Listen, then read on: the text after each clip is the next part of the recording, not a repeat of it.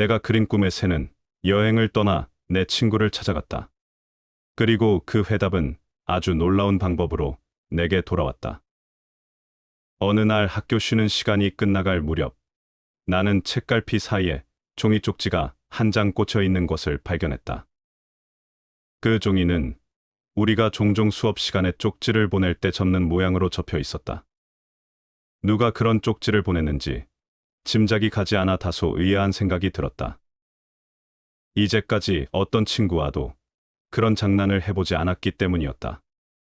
나는 그저 단순한 장난 정도로 생각했기 때문에 무심하게 종이 쪽지를 읽지도 않은 채 책 앞쪽에 꽂아두었다. 그러다 수업 중에 다시 그 쪽지를 손에 잡았다. 종이 쪽지를 만지작거리다가 아무 생각 없이 펼쳐본다는 거기에 몇 줄의 문구가 적혀 있음을 알게 되었다. 그것을 읽자마자 나의 온몸과 마음이 문구에 사로잡혔다. 놀란 마음으로 다시 읽어보는 동안 내 심장은 혹독한 추위를 만난 듯 운명 앞에서 움츠러들었다. 새는 알을 깨고 나온다. 알은 곧 세계이다. 태어나려고 하는 자는 하나의 세계를 파괴하지 않으면 안 된다. 그 새는 신을 향해 날아간다. 그 신의 이름은 아프락사스라고 한다. 나는 이 글을 여러 번 읽은 후 깊은 생각에 잠겼다. 의심할 여지도 없이 그것은 데미안에게서 온 회답이었다. 그와 나를 빼놓고는 아무도 그 새에 대해서 알 리가 없었다. 그는 나의 그림을 받았던 것이다. 그는 그 그림을 이해하고 나의 해석을 도와준 것이었다. 하지만 이 모든 일은 서로 어떤 관계를 가지고 있단 말인가. 그리고 무엇보다도 나를 괴롭힌 것은 아프락사스라는 이름의 정체였다. 그것은 무엇일까? 나는 한 번도 그런 이름을 들은 적도 읽어본 적도 없었다. 그 신의 이름은 아프락사스다. 수업에는 전혀 관심을 기울이지 않은 채 그 시간이 끝났다. 다음으로 오전의 마지막 수업이 시작되었다. 그 시간은 젊은 보조교사 담당이었는데 그는 대학을 갓 졸업한 사람으로 매우 젊고 괜한 잘난 척을 하지 않았기 때문에 학생들에게 상당히 호감을 사고 있었다. 우리는 폴렌스 박사의 지도로 헤로도투스를 읽었다. 이 강독 수업은 내가 흥미있어 하는 극소수의 과목 중 하나였다. 하지만 이날만은 수업에 집중할 수가 없었다. 나는 기계적으로 책을 펼쳐든 채 그의 수업은 귓전으로 들어 넘기며 나대로의 생각에 잠겨 있었다. 나는 데미안이 예전에 견실내 수업 시간에 내게 했던 이야기가 얼마나 옳았는지 여러 번 느껴왔었다. 사람이 무언가 간절히 원하는 것이 있다면 그대로 이루어진다는 이야기 말이다. 만약 내가 수업 중에 아주 강하게 내 자신의 생각에 몰두해 있으면 선생님들은 나를 내버려둔다는 것을 잘 알고 있었다. 하지만 정신이 산란하거나 졸릴 때면 갑자기 선생님이 옆에 와서 서 있곤 하는 것이었다. 그런 경험은 여러 번 있었다. 내가 정말로 깊은 생각에 몰두해 있다면 안전했다. 나는 강한 시선으로 상대를 노려보는 시험도 해봤는데 그것도 믿을 수 있다는 것을 알아냈다. 그 당시 데미안과 함께 있었던 시절에는 성공할 수 없었던 일이었다. 하지만 지금은 강한 시선과 깊은 생각으로 매우 많은 일을 이룰 수 있다는 사실을 잘 알게 되었던 것이다. 지금 이 시간에도 나는 그 방법을 사용하고 있기 때문에 헤로도투스와 학교와는 멀리 떨어져 있었다. 그런데 뜻밖에도 선생님의 목소리가 내 의식을 번개처럼 내리치는 바람에 나는 깜짝 놀라 정신을 차렸다. 나는 그의 목소리를 들었고 그는 내 곁에 바짝 붙어 서 있었다. 나는 그가 내 이름을 부른 것이라고 생각했다. 하지만 나를 쳐다보고 있지 않았다. 나는 안도의 숨을 내쉬었다. 그때 다시 그의 목소리를 들었다. 분명히 아프락사스라고 말하고 있었다. 앞부분은 듣지 못했지만 폴렌스 박사는 설명을 계속하고 있었다. 우리는 고대의 그 교파와 신비적인 교단의 견해를 합리주의적인 관점에서 생각해야 하고 사차는 것이라고 치부해버려서는 안 됩니다. 우리가 의미하는 바의 과학적 기준으로는 고대를 올바르게 파악할 수가 없는 것입니다.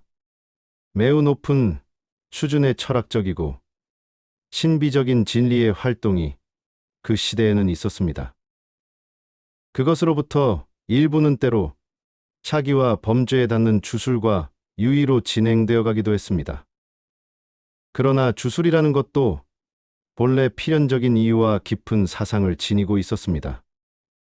내가 앞에 서예로 든 아프락사스의 교의도 역시 그렇습니다.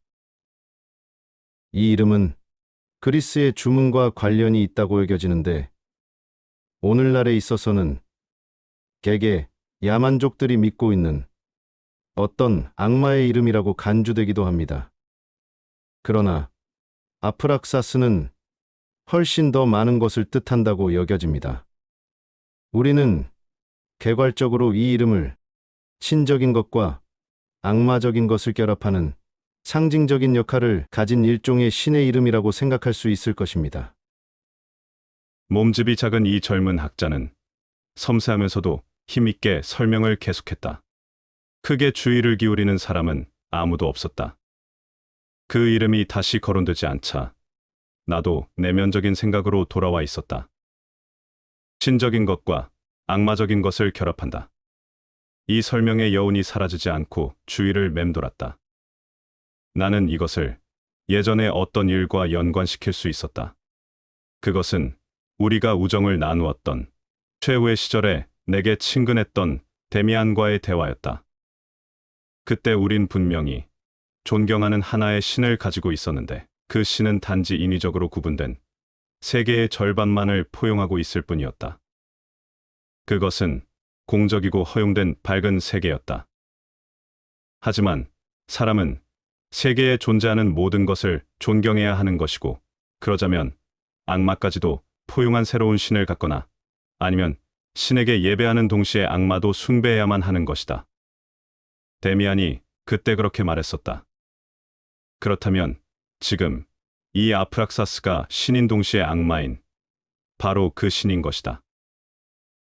한동안 매우 열심히 그 신에 대해 찾아보았으나 아무것도 찾아낼 수 없었다. 나는 아프락사스에 대한 것을 찾기 위해 도서관을 샅샅이 뒤져보았지만 나의 노력은 손에 쥐고 보면 돌멩이에 불과한 진리의 겉모습만 발견해내는 일에 그칠 뿐 직접적이고 의식적인 탐구로는 이어지지 못했다. 한때 그렇게 열정적으로 몰두했던 베아트리체의 모습은 서서히 관심 밖으로 밀려나 지평선에 가까워질수록 아련한 그림자처럼 아득하고 희미해졌다. 이미 그것은 내 영혼을 만족시켜주지 못했다. 내 자신의 내부에 틀어박혀 몽유병자처럼 살아온 내 생활의 기약에도 새로운 형태가 형성되기 시작했다. 생명의 동경, 아니 사랑을 향한 동경이라 할 수 있는 어떤 것과 베아트리체를 예배하는 동안 사그라졌던 성적 충동이 다시 나의 내부에서 솟구쳐왔고 새로운 영상과 목표를 갈망하는 것이었다. 여전히 내겐 어떤 충족도 이루어질 수 없었다. 그렇다고 동경하는 마음을 부인하거나 아니면 내 친구들처럼 소녀들에게 무엇인가를 바라며 욕구를 충족하는 것은 더욱 불가능한 일이었다. 나는 다시 심하게 꿈을 꾸기 시작했는데 밤보다 낮에 더 많이 꿈을 꾸었다. 표상, 영상, 혹은 소망이 나의 내부를 가득 채우고 현실 세계와 갈라놓음으로써 나는 내 마음속에 그러한 영상들과 함께 꿈과 그 그림자와 함께 현실적이고 생명력 넘치게 관계를 유지하며 살아갔다. 어떤 일정한 종류의 꿈, 항상 되풀이되며 떠오르는 환상이 나에게는 중요한 의미를 갖게 했다. 그때의 내 생활 속에 가장 중요하고 영향을 크게 미쳤던 꿈은 대략 이랬다. 나는 고향의 우리 집으로 돌아갔다. 현관 위에서는 푸른 하늘을 배경으로 문장 속의 새가 황금빛으로 환하게 빛나고 있었다. 집으로 들어서자 어머니가 나를 맞이해 주셨다. 하지만 내가 막상 어머니를 포옹하려고 하자 그녀는 어머니가 아니라 이제까지 한 번도 만난 적이 없는 사람으로 변했는데 키가 후리후리하게 크고 힘이 세었으며 그 모습은 막스 데미안이나 내가 그린 초상과도 닮은 것 같았지만 또 막상 다시 보면 그것들과는 달랐으며 힘차 보이면서도 극히 섬세한 여성다운 여인이었다. 그 여인은 나를 끌어당겨 몸이 떨릴 정도로 진하게 사랑의 포옹을 해주었다. 희열과 공포가 뒤섞여 있었는데 그 포옹은 신에게 드리는 예배인 동시에 죄악이었다. 어머니와 데미안에 대한 너무나 많은 추억이 나를 끌어안은 여인의 모습 속에 후련히 나타났다가 사라지곤 했다. 그녀의 포옹은 엄숙한 경건함에 걸맞은 것은 아니었지만 내게는 분명 희열임이 틀림없었다. 나는 이 꿈에서 때로는 깊은 행복감을 느끼며 깨어나기도 했고 때로는 무서운 죄를 지은 것 같은 죽음의 공포와 양심의 가책에 떨며 깨어나기도 했다. 다만 이 내면적인 영상과 외부로부터의 주어진 탐구해야 할 신에 대한 암시 사이에는 어떤 무의식적인 관련성이 생기게 되었다. 그것은 점점 일정하고 친밀하게 결속되었다. 나는 이 예감의 꿈속에서 아프락사스를 부르고 있다는 사실을 점차 느끼게 되었다. 희열과 공포, 남성인 동시에 여성인 것의 연합, 성스러움과 추악한 것의 뒤엉킴, 다감한 천지성을 뚫고 지나가는 깊은 죄악의 예감. 이것이 내 사랑과 꿈의 영상이었고 아프락사스 역시 그러했다. 그 순간부터 사랑은 내가 처음에 마음을 조이며 불안스럽게 여겼던 동물적인 어두운 충동이 아니었다. 또한 내가 베아트리체의 초상에 마음을 바쳤던 경건하고 정제된 숭배도 아니었다. 사랑은 그 양쪽 모두였다.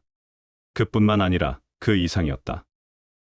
그것은 천사인 동시에 악마였고 남성과 여성이 하나로 된 것이었으며 인간적인 것과 동물적인 것, 최고의 선이자 극단의 악이었다.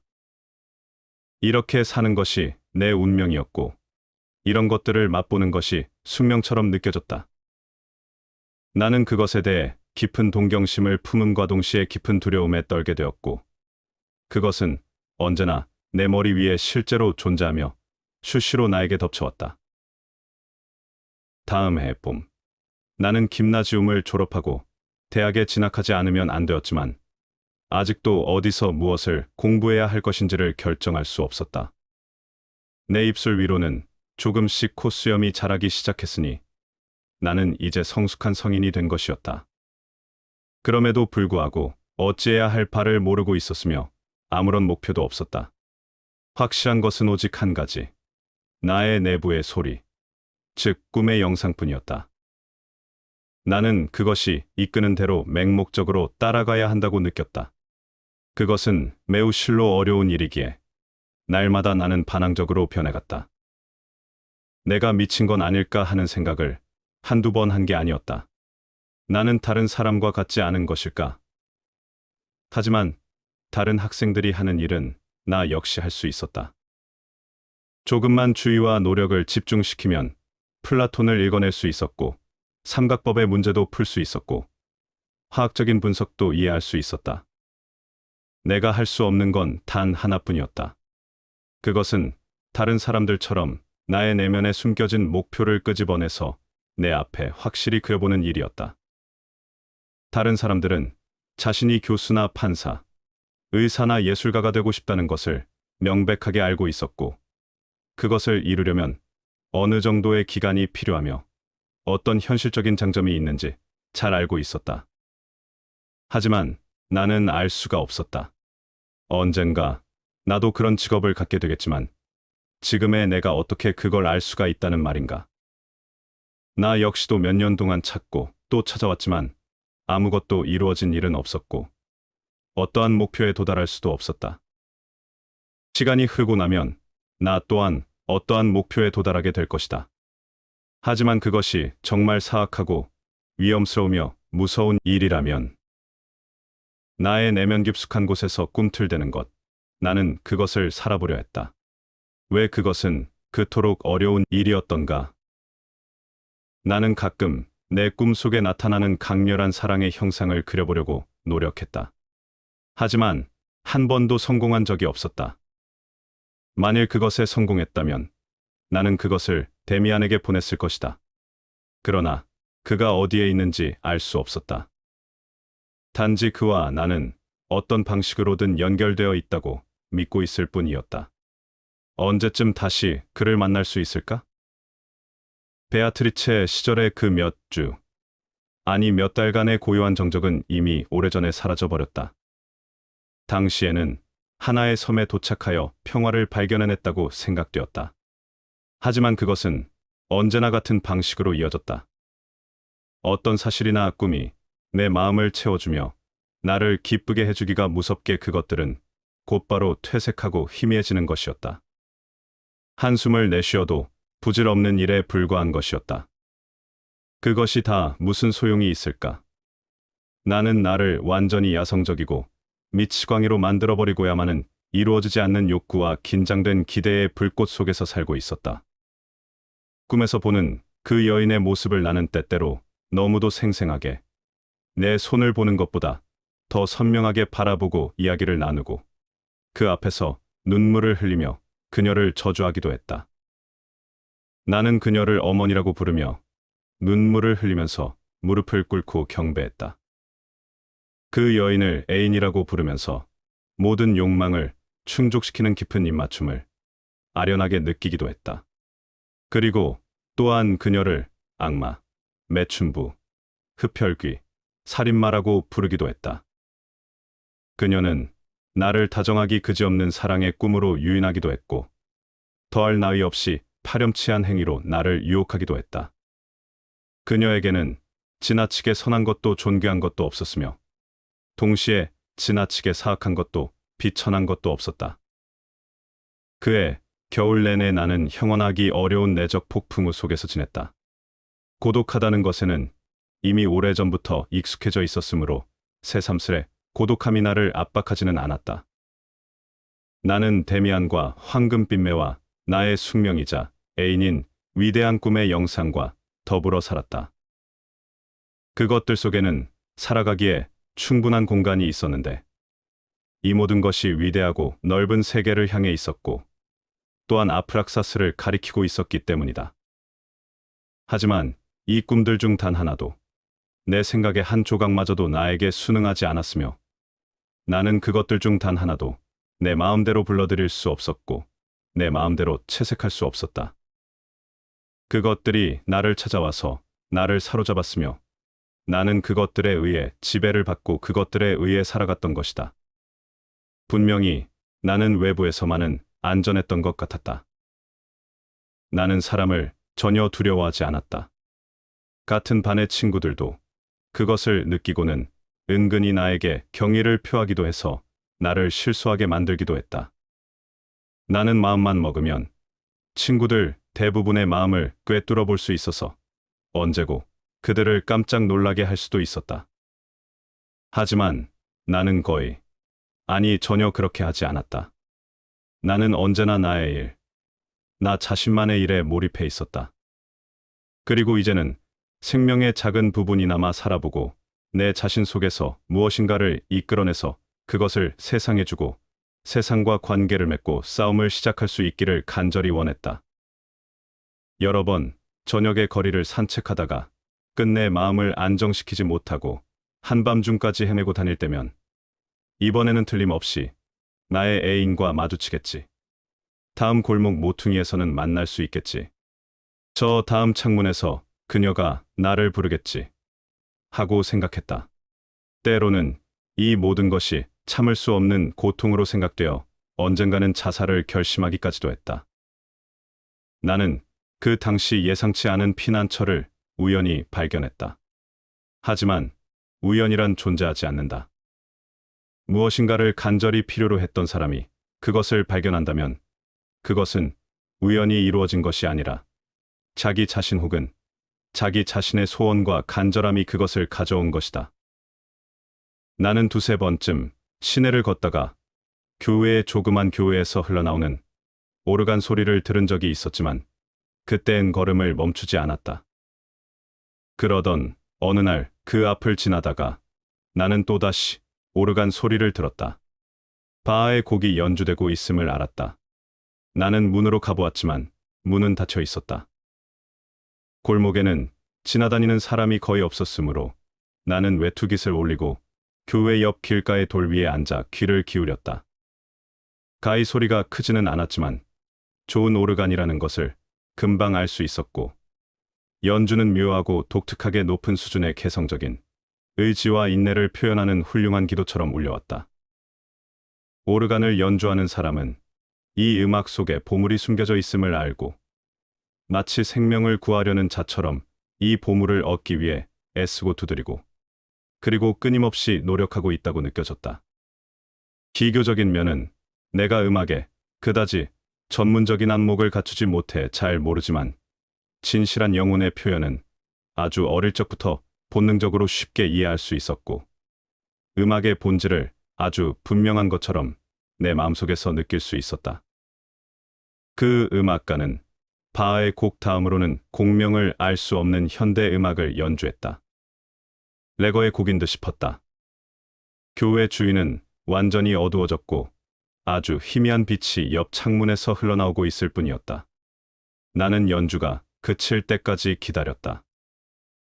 오르간을 치던 사람이 밖으로 나오는 것을 볼 때까지 교회 앞을 이리저리 서성이고 있었다. 그 사람은 아직 젊었으나 적어도 나보다는 좀 더 나이가 많아 보였고 억세고 체구가 통통한 사람이었다. 그는 마치 기분이 나쁜 사람처럼 성급한 발걸음으로 힘차게 그곳을 떠났다. 그 이후 나는 때때로 저녁 무렵에 그 교회 앞에 앉아 있거나 서성거리곤 했다. 언젠가는 교회 문이 열린 것을 발견하고는 교회 안으로 들어갔다. 오르간 연주자가 위층에서 가물거리는 가스등 밑에서 연주하는 것을 추위에 떨면서도 행복에 젖은 심정으로 의지에 앉아 반시간 동안이나 듣기도 했다. 그가 연주하는 음악에서 그 사람의 이야기만 들었던 것은 아니다. 그가 연주하는 모든 곡들은 서로 인연이 닿아 있고 남모르는 은밀한 관계를 맺고 있다고 생각되었다. 그가 연주하는 곡들은 모두 신앙적인 헌신으로 가득 차 있었다. 그것은 교회의 신자나 목사들의 신앙심과는 다른 중세 순례자의 경건함으로 이루어져 있었다. 모든 종파를 넘어서 존재하는 세계의 감정을 향한 물불을 가리지 않고 헌신하는 초월적인 경건함이었다. 바하 이전의 거장들의 곡과 옛 이탈리아 작곡가들의 곡이 자주 연주되었다. 그 곡들은 모두 똑같은 이야기를 해주고 있었는데, 그것은 그 연주자 자신의 마음속에도 존재하고 있는 것이었다. 그것은 동경과 세계의 가장 내면적인 파악, 그리고 세계로부터의 가장 격렬한 분리와 자기 자신의 어두운 영혼에 대한 타는 듯한 심취, 헌신에 의한 도취와 불가사의한 것에 대한 깊은 호기심 같은 것들이었다. 한 번은 그 오르간 연주자가 교회에서 떠나가는 것을 몰래 따라갔는데, 그가 시내의 변두리에서도 멀리 떨어져 있는 조그만 술집으로 들어가는 것을 보았다. 나는 나 자신을 자제하지 못하고 그를 따라 들어갔다. 나는 비로소 이 술집에서 그를 똑똑히 볼 수 있었다. 그는 검정 펠트 모자를 쓴 채 와인 한 병을 앞에 놓고 조그만 홀의 구석에 있는 탁자 앞에 앉아 있었다. 그의 얼굴은 내가 상상하던 그대로였다. 그는 못생겼고 다소 야성적으로 보였으며 탐구적이고 완고한 표정이었다. 집요하고 의지에 차 있었지만 입 가장자리에는 부드러운 아이와 같은 느낌이 남아 있었다. 얼굴의 아랫부분은 안정감이 없지만 섬세해 보였고, 한편으론 부드러운 반면에 남성적인 느낌이 이마에 모여 있었다. 소년처럼 연약해 보이는 턱은 이마와 눈과는 대조를 이루었다. 특히 내 마음에 든 것은 긍지와 저기에 가득 찬 암갈색의 눈이었다. 나는 아무 말 없이 그의 맞은편에 앉았다. 술집 안에는 우리 두 사람 외엔 아무도 없었다. 그는 나를 쫓아버리기라도 하려는 듯이 노려보았다. 그럼에도 불구하고 나는 그의 앞에 버티고 앉아서 그가 성이 나서 투덜거릴 때까지 그를 뚫어지게 쳐다보았다. 당신은 뭘 그리 기분 나쁘게 사람을 노려보고 있소? 내게 무슨 용건이라도 있는 거요? 그렇지는 않습니다. 나는 말했다. 그렇지만 난 당신에 관해 많은 걸 알고 있어요. 그는 이마를 찌푸렸다. 그럼 당신도 음악광이요? 음악에 미친다는 건 내가 보기엔 구역질나는 짓이오. 나는 끄떡도 하지 않았다. 나는 벌써 여러 번 교회 밖에서 당신의 연주를 들었습니다. 나는 계속 말했다. 나는 당신을 방해하고 싶지는 않습니다. 나는 당신에게서 뭔가 색다른 것을 발견할 수 있지 않을까 하고 생각했어요. 그것이 무엇인지는 저도 잘 모르고 있지만 말입니다. 내가 하는 소리 같은 건 귀담아 듣지 마십시오. 나는 교회에서 당신의 연주를 듣는 것으로 충분하니까요. 하지만 난 언제나 교회 문을 잠가두는데요. 최근에는 그것을 잊으신 적이 있더군요. 그래서 교회 안으로 들어가서 들을 수 있었지요.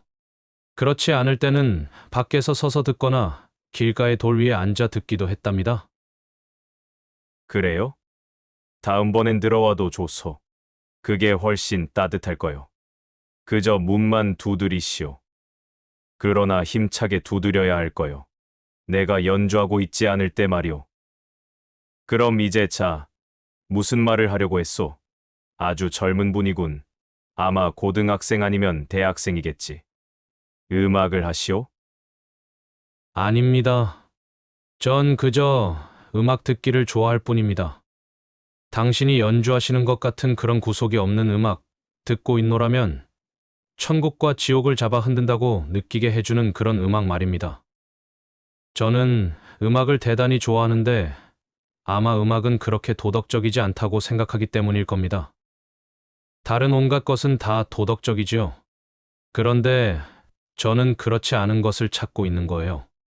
저는 언제나 도덕적인 것에 억눌려 괴로움을 받아왔어요. 잘 표현할 순 없지만 당신도 신인 동시에 악마인 하나의 신이 존재해야 한다고 생각하지 않나요? 전 그러한 신이 존재했다는 이야기를 들은 적이 있어요. 그는 널따란 모자를 뒤로 젖히더니 이마로 내려온 검은 머리칼을 쓸어 올렸다. 그는 나를 뚫어지게 쳐다보더니 식탁 너머로 내게 얼굴을 바짝 들이댔다. 나직하고 긴장된 목소리로 그는 물었다. 당신이 지금 말하는 그 신의 이름은 무엇이오? 유감스럽지만 저는 그 신에 대해 아는 게 거의 없어요. 단지 이름을 알고 있을 뿐이에요. 그 신의 이름은 아프락사스입니다. 그는 누군가가 우리의 대화를 엿듣기라도 한다는 듯이 미심쩍어 하는 눈으로 사방을 둘러보았다. 그러고 나서는 내게 한층 더 바짝 다가앉으면서 속삭이듯이 말했다. 나도 그렇게 생각했소. 당신은 누구요? 저는 김나지움에 다니는 학생입니다. 어디서 아프락사스를 알게 되었소? 우연이지요. 그는 테이블을 쳤다. 와인 잔이 넘쳐 흘렀다. 우연이라니. 이것 보시오. 쓸데없는 소리 작작해요. 아프락사스에 대해 우연히 알게 되었다는 법은 없소. 그것을 명심하시오. 내가 그에 대해 좀 더 이야기해 주리다. 난 그에 관해 아는 것이 좀 있으니까. 그는 입을 다물고 걸상을 다시 뒤로 밀었다. 내가 기대에 가득 찬 시선으로 그를 바라보자 그는 얼굴을 찌푸렸다. 여기서가 아니오. 다음번에 이야기하리다. 자, 이거나 좀 드시오. 그러면서 그는 입고 있던 외투 주머니에 손을 쑤셔 넣더니 군밤 몇 개를 꺼내서는 내게 던져주었다. 나는 아무 말 없이 그것을 집어먹으며 아주 만족스러운 심정이 되었다. 그는 잠시 후에 속삭이듯 말했다. 당신은 어디서 그것에 대해 알게 되었소? 나는 주저없이 이야기했다. 전 고독했었고 어찌할 바를 몰라 방황하고 있었지요. 나는 말을 계속했다. 그때 저는 옛 시절의 친구가 생각났는데 전 그가 무척 많은 것을 알고 있다고 생각했죠. 나는 어떤 것을 지구에서 빠져나오려고 하는 새 한 마리를 그렸습니다. 그것을 그에게 보냈지요. 제법 시간이 지나서 그것에 대해 까맣게 잊고 있었을 무렵에 뜻밖에도 종이 쪽지 한 장이 제 손에 들어오게 되었는데 거기에 이런 구절이 적혀 있었어요. 새는 알에서 나오려고 애쓴다. 알은 새의 세계이다. 새는 신을 향해 날아간다. 그 신의 이름은 아프락사스다. 그는 아무런 대꾸도 하지 않았다. 우리는 밤을 까서 술 안주로 먹었다. 한 잔 더 하겠소. 그가 물었다. 고맙지만 사양할게요. 전 술을 그리 좋아하지 않아요. 그는 다소 실망했다는 듯이 웃었다. 좋을 대로 하시오. 난 다르니까. 난 여기 더 있겠소만. 이제 그만 가보시오. 다음번에 그의 오르간 연주를 들은 후 그 사람과 함께 걸었을 때 그는 별로 말이 없었다. 그는 나를 골목에 있는 오래된 저택의 위층으로 인도해 올라갔다. 크고 황량한 보잘것없는 방으로 데리고 갔는데 거기에는 피아노를 제외하면 음악에 관련된 것은 아무것도 없었고 커다란 책장과 책상이 학구적인 분위기를 풍기고 있었다. 책이 참 많군요. 나는 감탄하며 말했다. 일부는 아버지의 서재에서 갖고 온 거요. 나는 아버지의 집에 살고 있으니까. 이봐요. 나는 부모와 함께 살고 있긴 하지만 그들에게 당신을 소개할 순 없소. 이 집안에서 내 친구라는 존재는 그리 탐탁치 않은 존재이니까 말이오. 나는 소위 탈선한 자식이요. 아버지는 믿을 수 없을 만큼 존경할 만한 분으로 이 도시에서 손꼽히는 목사이자 설교가라오. 당신이 알아듣기 쉽게 말하자면 나는 재능이 있고 전도 유망한 그의 후계자였는데 탈선을 하고 얼마 동안 정신도 약간 돌아버린 것이오. 신학생이었는데 국가시험 직전에 이 신성한 신학부를 팽개쳐버린 거요. 내 개인적인 견해로 말하자면 나는 여전히 신학을 전공하고 있는 셈이지만 말이오. 사람들이 각 시대에 어떤 신을 생각해내는가 하는 것을 알아내는 건 여전히 내게는 가장 중요하고 흥미있는 문제라오. 그건 그렇고 나는 현재 음악을 하고 있으니 머지않아 하찮은 오르간 연주자 자리를 얻겠지요. 그러면 나는 다시 교회에서 일하게 되는 거요. 나는 서가에 꽂힌 책을 대충 훑어보았다. 조그만 탁상 램프의 희미한 불빛에 보이는 그것들은 그리스어, 라틴어, 히브리어의 표제를 달고 있었다. 그러는 동안 그는 컴컴한 속에서 벽 쪽의 방바닥에 엎드려 무언가 부스럭거리고 있었다. 이리 와보시오. 얼마 후에 그가 나를 불렀다. 이제 철학 시간을 조금 가집시다. 다시 말하면 입은 다물고 엎드려 생각을 좀 해보잔 말이오. 그는 성냥을 하나 켜서는 벽난로 속에 있는 종이와 나무에 불을 피웠다. 불꽃이 타오르자 그는 세심하게 신경을 써서 불을 긁어 일으키기도 하고 장작을 집어넣기도 했다. 나는 그에게로 다가가서 다 떨어진 융단 위에 엎드렸다. 그는 물끄러미 불을 응시하고 있었는데 나도 곧 불에 마음이 끌렸다. 우리는 거의 1시간쯤이나 이글거리는 장작불 앞에 아무 말 없이 엎드려서는 불꽃이 훨훨 타오르고 바지직거리고 꺾이고 휘어지고 가물가물 흔들리다가 경련하듯 파닥거리며 마침내는 조용히 사그라져서 밑바닥에 쌓여가는 것을 바라보았다. 인간이 만들어낸 숱한 발명들은 멍청하기 짝이 없지만 불을 피우는 방법만은 예외 같군. 그는 혼잣말로 한 번 이렇게 중얼거렸다. 그 말 외에 우리 두 사람은 한마디도 하지 않았다. 나는 시선을 집중해 불을 들여다보았고 연기 속에서 어떤 자태를, 제 속에서 무엇인가의 형상을 보았다. 갑자기 나는 깜짝 놀랐다. 그가 관소를 불 속에 던져 넣자 조그맣고 가느다란 불꽃이 솟구쳐 올라왔는데 그 속에서 나는 황금빛 매의 머리를 가진 새를 볼 수 있었다. 사그라져가는 난로의 불 속에서 황금빛을 내면서 타오르는 불꽃이 그물 모양으로 엉켜들고 문자와 갖가지 형상과 얼굴, 짐승, 식물, 벌레, 그리고 뱀에 대한 기억이 떠올랐다. 문득 정신이 들어 옆에 있는 그를 보니 그는 턱을 괴고 엎드려 정신없이 마치 꿈꾸는 것처럼 뚫어지게 쟤를 쳐다보고 있었다. 전 이제 그만 가야겠어요. 나는 나지막하게 말했다. 그래. 그럼 잘 가시오. 또 만납시다. 그는 꿈쩍도 하지 않고 말했다. 램프의 불은 어느새 꺼져버렸으므로 나는 간신히 어두운 방과 복도와 계단을 더듬거리며 지나 그 어둡고 고요한 집을 빠져나왔다. 거리로 나온 나는 멈춰서서 그 낡은 집을 올려다보았다. 어떤 창에도 불이 켜 있지 않았다. 노쇠로 된 조그만 문패가 문 앞 가스등 불빛 속에서 반들거리고 있었다. 피스토리우스 주임 목사. 나는 문패에 쓰인 글을 간신히 읽을 수 있었다. 기숙사로 돌아와 저녁을 먹은 후 내 조그만 방에 혼자 있게 되었을 때 비로소 나는 아프락사스나 그 밖의 어떤 일에 대해서도 피스토리우스에게서 들은 것이 없으며 기껏해야 10마디도 채 나누지 않았다는 것을 깨달았다.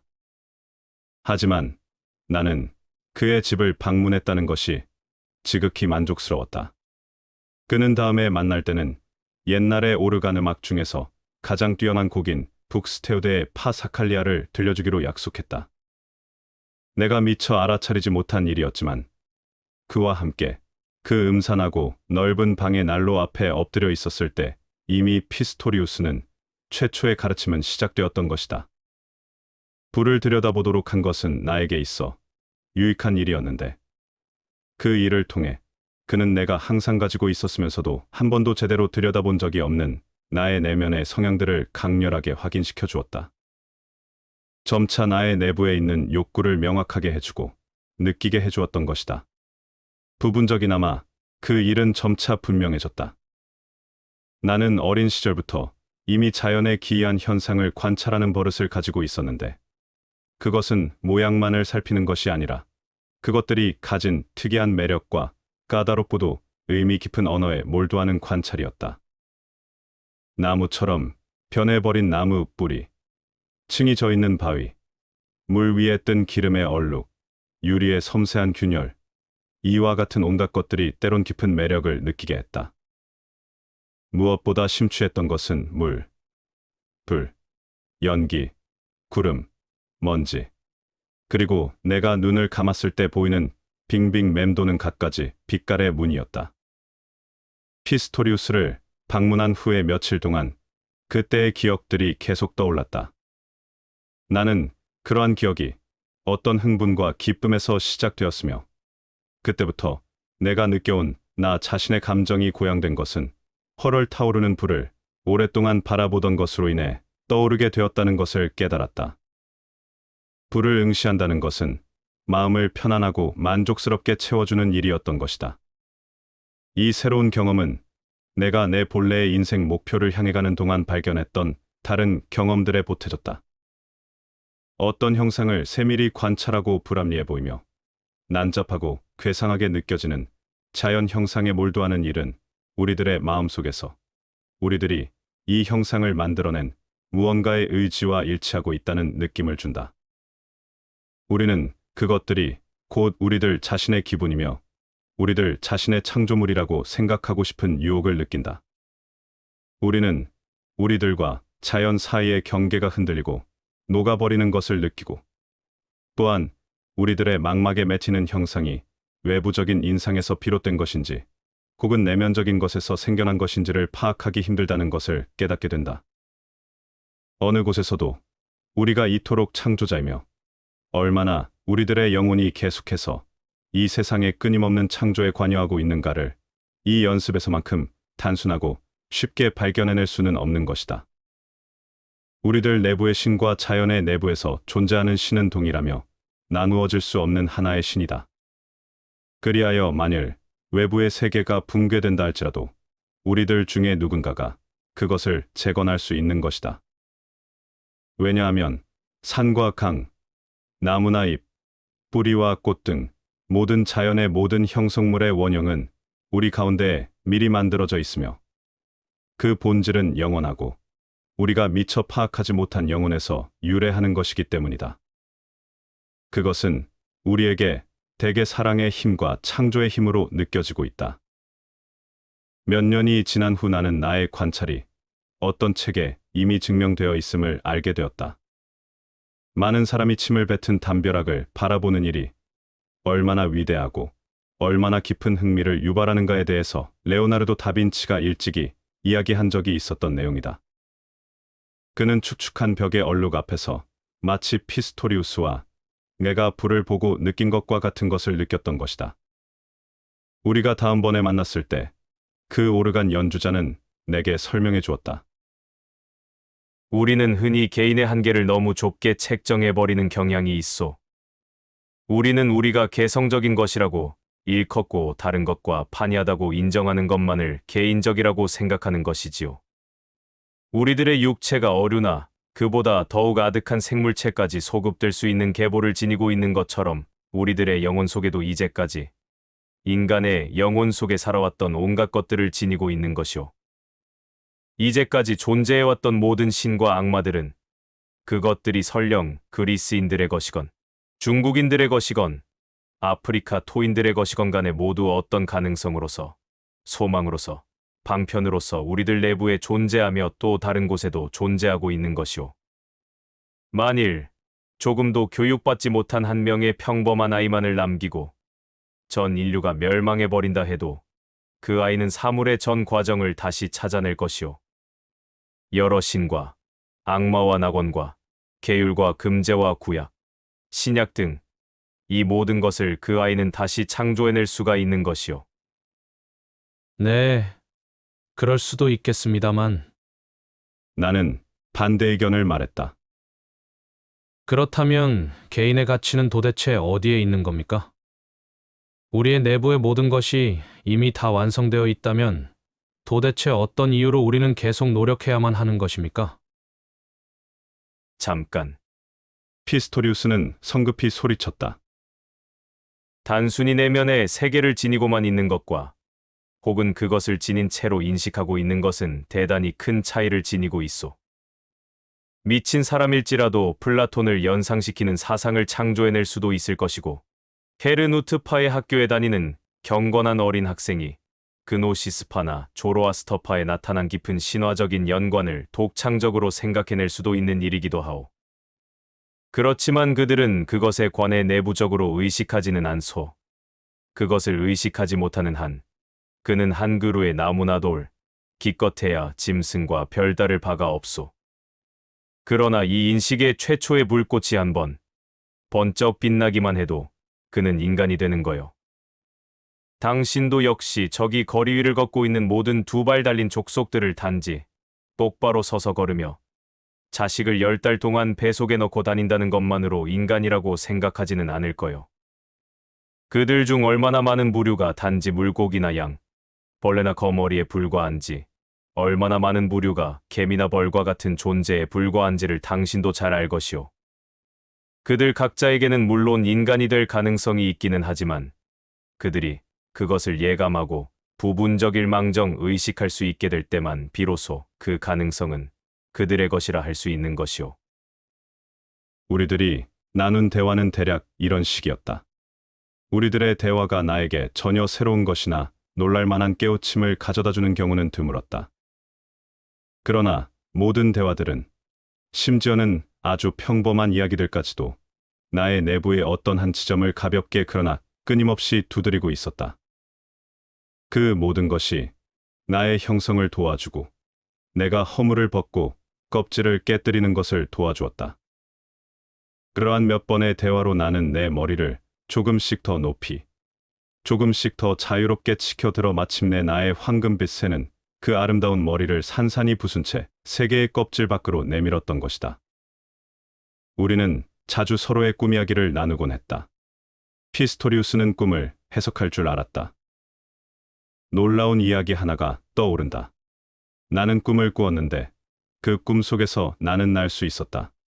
그러나 그 비상은 내가 감당할 수 없는 일대 비약에 의해 공중에 내동댕이 쳐진 상태와 같았다. 이 비상의 감각은 내 정신을 몹시 고양시켰지만 나는 내 자신이 원하지 않았는데도 걱정될 만큼 높게 공중으로 치솟아오르는 것이 두려워졌다. 나는 상승과 낙하의 호흡을 조절할 수 있다는 사실을 발견하자 살았다는 기분이 들었다. 피스토리우스는 그 꿈을 이렇게 해석해 주었다. 당신을 날 수 있게 한 비약이란 누구나가 가지고 있는 인간으로서의 커다란 특전이요. 그것은 모든 힘의 근원과 연관된 감정으로 그런 느낌에 휩싸이게 되면 누구나 불안을 느끼게 마련이요. 그건 대단히 위험한 일이니까. 그러므로 대부분의 사람들은 쉽살이 나는 것을 포기하고 법의 규정에 따라 걸어가는 편을 택하는 것이요. 하지만 당신은 그렇게 하지 않았소. 당신은 유능한 청년답게 계속 날고 있는 거요. 그러니 이것 좀 보시오. 당신은 점차 당신 스스로 그것을 마음대로 조절할 수 있게 되고, 당신을 휩쓸어가는 보편적인 위대한 힘에 의해 섬세하고 가냘프기까지 한 자기 자신의 힘이 하나의 기관, 하나의 방향타와 맞먹게 된다는 믿을 수 없는 진실에 대해서까지 깨닫게 되는 거요. 기막힌 일이지요. 그러나 그런 열쇠가 없는데도 불구하고 공중을 날게 된다면 그것은 미친 사람이라고 밖에 볼 수 없을 거요. 하늘을 나는 사람들은 걸어다니는 사람에게 보다 깊은 예감이 부여되어 있는 것이요. 하지만 걷는 이들은 삶에 대한 어떤 타당한 열쇠를 지니고 있지 않기 때문에 밑바닥도 없고 끝도 없는 곳으로 굴러 떨어지고 마는 거요. 그러나 당신은 말이오, 싱클레어. 당신은 그것을 할 수 있소. 열쇠를 지니고 있소. 그런데 어째서 당신은 그걸 아직도 전혀 모르는 거요. 당신은 하나의 새로운 기관, 즉 호흡 조절기를 가지고 있기 때문이요. 이제는 당신의 영혼이 근원에 있어서 얼마나 개인적이지 못한가를 알 수 있을 거요. 다시 말하자면 당신의 영혼이 스스로의 힘으로 이 조절기를 고안해낸 것은 아니란 말이오. 그렇소. 그것은 새로운 것이 아니오. 그건 빌려온 것이며 이미 수천 년 전부터 존재하던 것이오. 그것은 물고기의 평형기관, 즉 불에인 거요. 불에가 일종의 폐의 역할을 겸하고 있고 경우에 따라서는 정말로 호흡을 도와줄 수 있는 그런 소수이지만 몇몇 이상스럽고 보수적인 어류가 오늘날까지 분명히 존재하고 있는 거요. 그는 내게 동물학 책 한 권을 가져와서 그 고색창연한 물고기의 이름과 그림을 보여주었다. 나는 내면에 깃들어 있는 진화의 첫 단계가 여전히 살아 숨쉬고 있음을 깨달았으며 나의 마음속에는 한 가닥 신비스러운 전율이 생생하게 울려 퍼지고 있었다.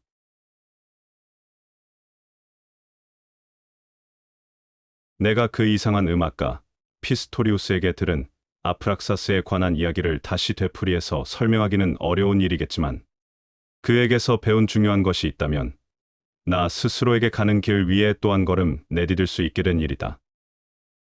당시 난 18살의 유난스런 젊은이였는데 여러 가지 일에 있어서 남다르게 조숙하면서도 또 다른 여러 가지 일에서는 아주 뒤떨어진 채 의젓하지 못했다. 이따금 다른 사람과 나 자신을 비교해보면 어떤 때는 무척 잘난 것 같다는 건방진 생각이 들기도 했지만 어떤 때는 의기소침한 채 비참한 심정이 들기도 했다. 때로는 나 자신을 천재라 여기기도 하다가 어떤 때는 내가 반쯤은 미친 게 아닌가 하는 의심을 갖기도 했다. 요컨대 나는 내 동년배들의 즐거움이나 생활을 함께 나눌 수가 없었고 때로는 그들과의 관계에서 절망적인 거리감을 느끼면서 내 생활이 폐쇄적이라는 것에 깊은 자책과 걱정으로 초췌해지기도 했다. 자기 스스로의 힘으로 성장한 기인인 피스토리우스는 내게 자기 자신에 대한 용기와 존경을 가져야 한다고 가르쳐 주었다. 내가 하는 말, 나의 꿈, 나의 환상과 생각 속에서 그는 항상 가치 있는 어떤 것을 찾아내서는 그것들을 적절하게 해석해주고 진지하게 의논했으며 내게 모범을 보여주었다. 당신은 언젠가 내게 그는 말했다. 음악이 도덕적이지 않기 때문에 좋아한다고 말한 적이 있소. 그 말의 이의를 제시하는 건 아니지만 당신 자신이 바로 그 도덕가가 되어서는 안 돼요. 당신 자신을 다른 사람과 비교하지 마시오. 가령 자연이 당신을 박쥐로 만들었다 해도 타조가 되려고 애써서는 안 된단 말이오. 당신은 번번이 자기를 별난 사람이라고 생각하고는 보통 사람과 다르다며 자신을 자책하고 있소. 그런 생각을 버려야 합니다. 불을 들여다보고 흘러가는 구름을 보시오.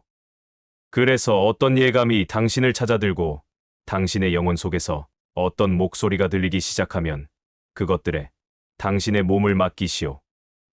그것이 선생님이나 아버지 혹은 신의 뜻과 일치되는지를, 그들의 마음에 드는지를 생각하지 마시오.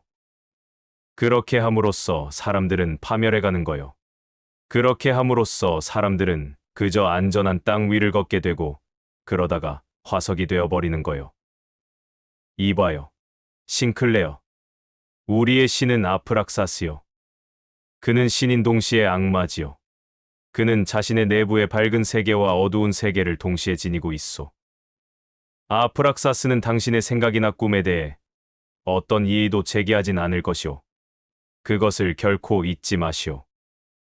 그러나 만약 당신이 흠잡을 데 없이 모범적인 평범한 사람이 되어버리면 그는 당신을 버릴 것이오. 당신을 버리고는 자기의 사상을 요리할 수 있는 새로운 그릇을 찾아가고 말 것이오. 나의 모든 꿈들 중에서 그 어두운 사랑의 꿈에 가장 충실했다. 나는 자주 그 꿈을 꾸고 문장의 새 밑을 지나 옛날 우리 집으로 들어가 어머니를 포옹했는데, 다시 보면 나는 어머니 대신 키가 크고 반은 남성이며 반은 여성인 어떤 사람을 끌어안고 있었다. 나는 그 여자에게 일종의 두려움을 느꼈지만 그럼에도 타는 듯한 그리움으로 그 여자에게 가까이 가려고 애썼다. 나는 이 꿈에 관해서만은 피스토리우스에게 이야기할 수 없었다. 다른 온갖 이야기는 그에게 다 했지만 그 이야기만은 남겨두었다. 그 꿈은 나의 은신처이며 나의 비밀이며 나의 피난처였다. 나는 마음이 착잡할 때는 의뢰 피스토리우스에게 옛날 북스테우데의 파사칼리아를 연주해달라고 부탁하곤 했다. 그럴 때면 나는 어스름한 저녁의 교회 안에서 자신의 내면으로 빠져들어 스스로에게 귀를 기울이고 있는 듯한 이 기이하고 친숙한 음악에 빠져 넋을 놓고 있었다. 그 음악은 항상 나에게 위안을 주었고 영혼의 소리에 정당성을 부여해 주었다. 오르간 소리가 이미 잦아든 뒤에도 우리는 잠시 교회 안에 머물며 희미한 저녁 노을이 고딕식 창문을 통해 비추다가 이윽고 사라져 버리는 것을 바라보곤 했다. 피스토리우스가 말했다. 내가 이전에는 신학자였고 하마터면 목사가 될 뻔했다는 게. 피스토리우스가 계속해서 말했다. 이야기가 어쩌면 우습게 들릴지도 모르겠소. 하지만 그때의 일은 다만 형식상의 착각에 불과한 것이었소. 목사가 된다는 것은 여전히 나의 천직이고 나의 목표요. 단지 나는 너무 일찍 만족했고 아프락사스를 알기도 전에 여호와에게 몸을 맡겼던 거요. 모든 종교는 아름답소. 종교는 바로 영혼이요. 사람이 그 크리스트교의 만찬을 먹든 메카로 순례를 가든 그것은 매한가지요. 그렇다면 당신은 진정한 목사가 될 수 있을 텐데요. 아니, 싱클레어, 그렇지 않소. 그럼 나는 거짓말을 해야 했을 거요. 우리들의 종교는 마치 종교가 아닌 것처럼 행해지고 있소. 꼭 해야 한다면 나는 아마 가톨릭 교도는 될 수 있는지 모르지만 신교의 목사는 될 수 없소. 얼마 안 되는 내가 알고 있던 몇몇 진짜 신자들은 성경을 완강하게 문자 그대로의 뜻으로만 믿고 있소. 내가 그들에게 그리스도는 개인이 아니라 신인 동시에 인간이며 신화이며 인류가 자기 자신을 영원의 벽에다 그려놓은 한 장의 거대한 영상이라고 말할 수는 없을 것이오.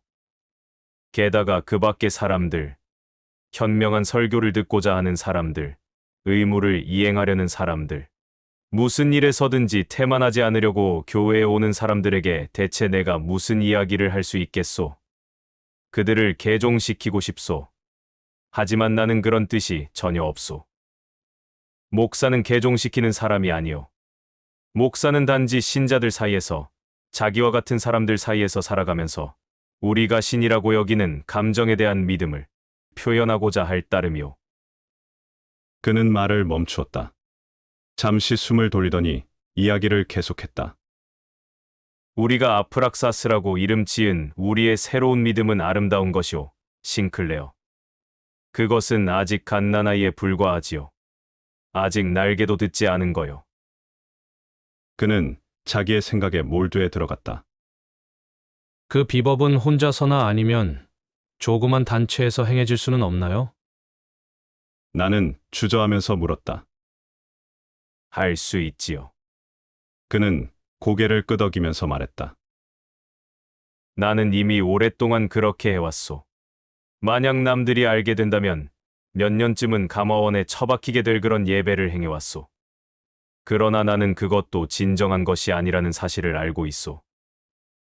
갑자기 그가 내 어깨를 쳤으므로 나는 놀라 몸을 움츠렸다. 이봐요. 그는 성급하게 소리쳤다. 당신도 역시 비법을 가지고 있소. 나는 당신이 내게 이야기하지 않은 꿈을 가지고 있다는 것을 알고 있소. 그걸 알려는 건 아니오. 그러나 분명히 말해두고 싶은 것은 당신은 그 꿈을 갖고 살아가시오. 그것을 갖고 살며 그것을 위한 재단을 마련해 주시오. 완전하다고는 할 수 없겠지만 그러는 것도 하나의 방법이 될 수 있는 거요.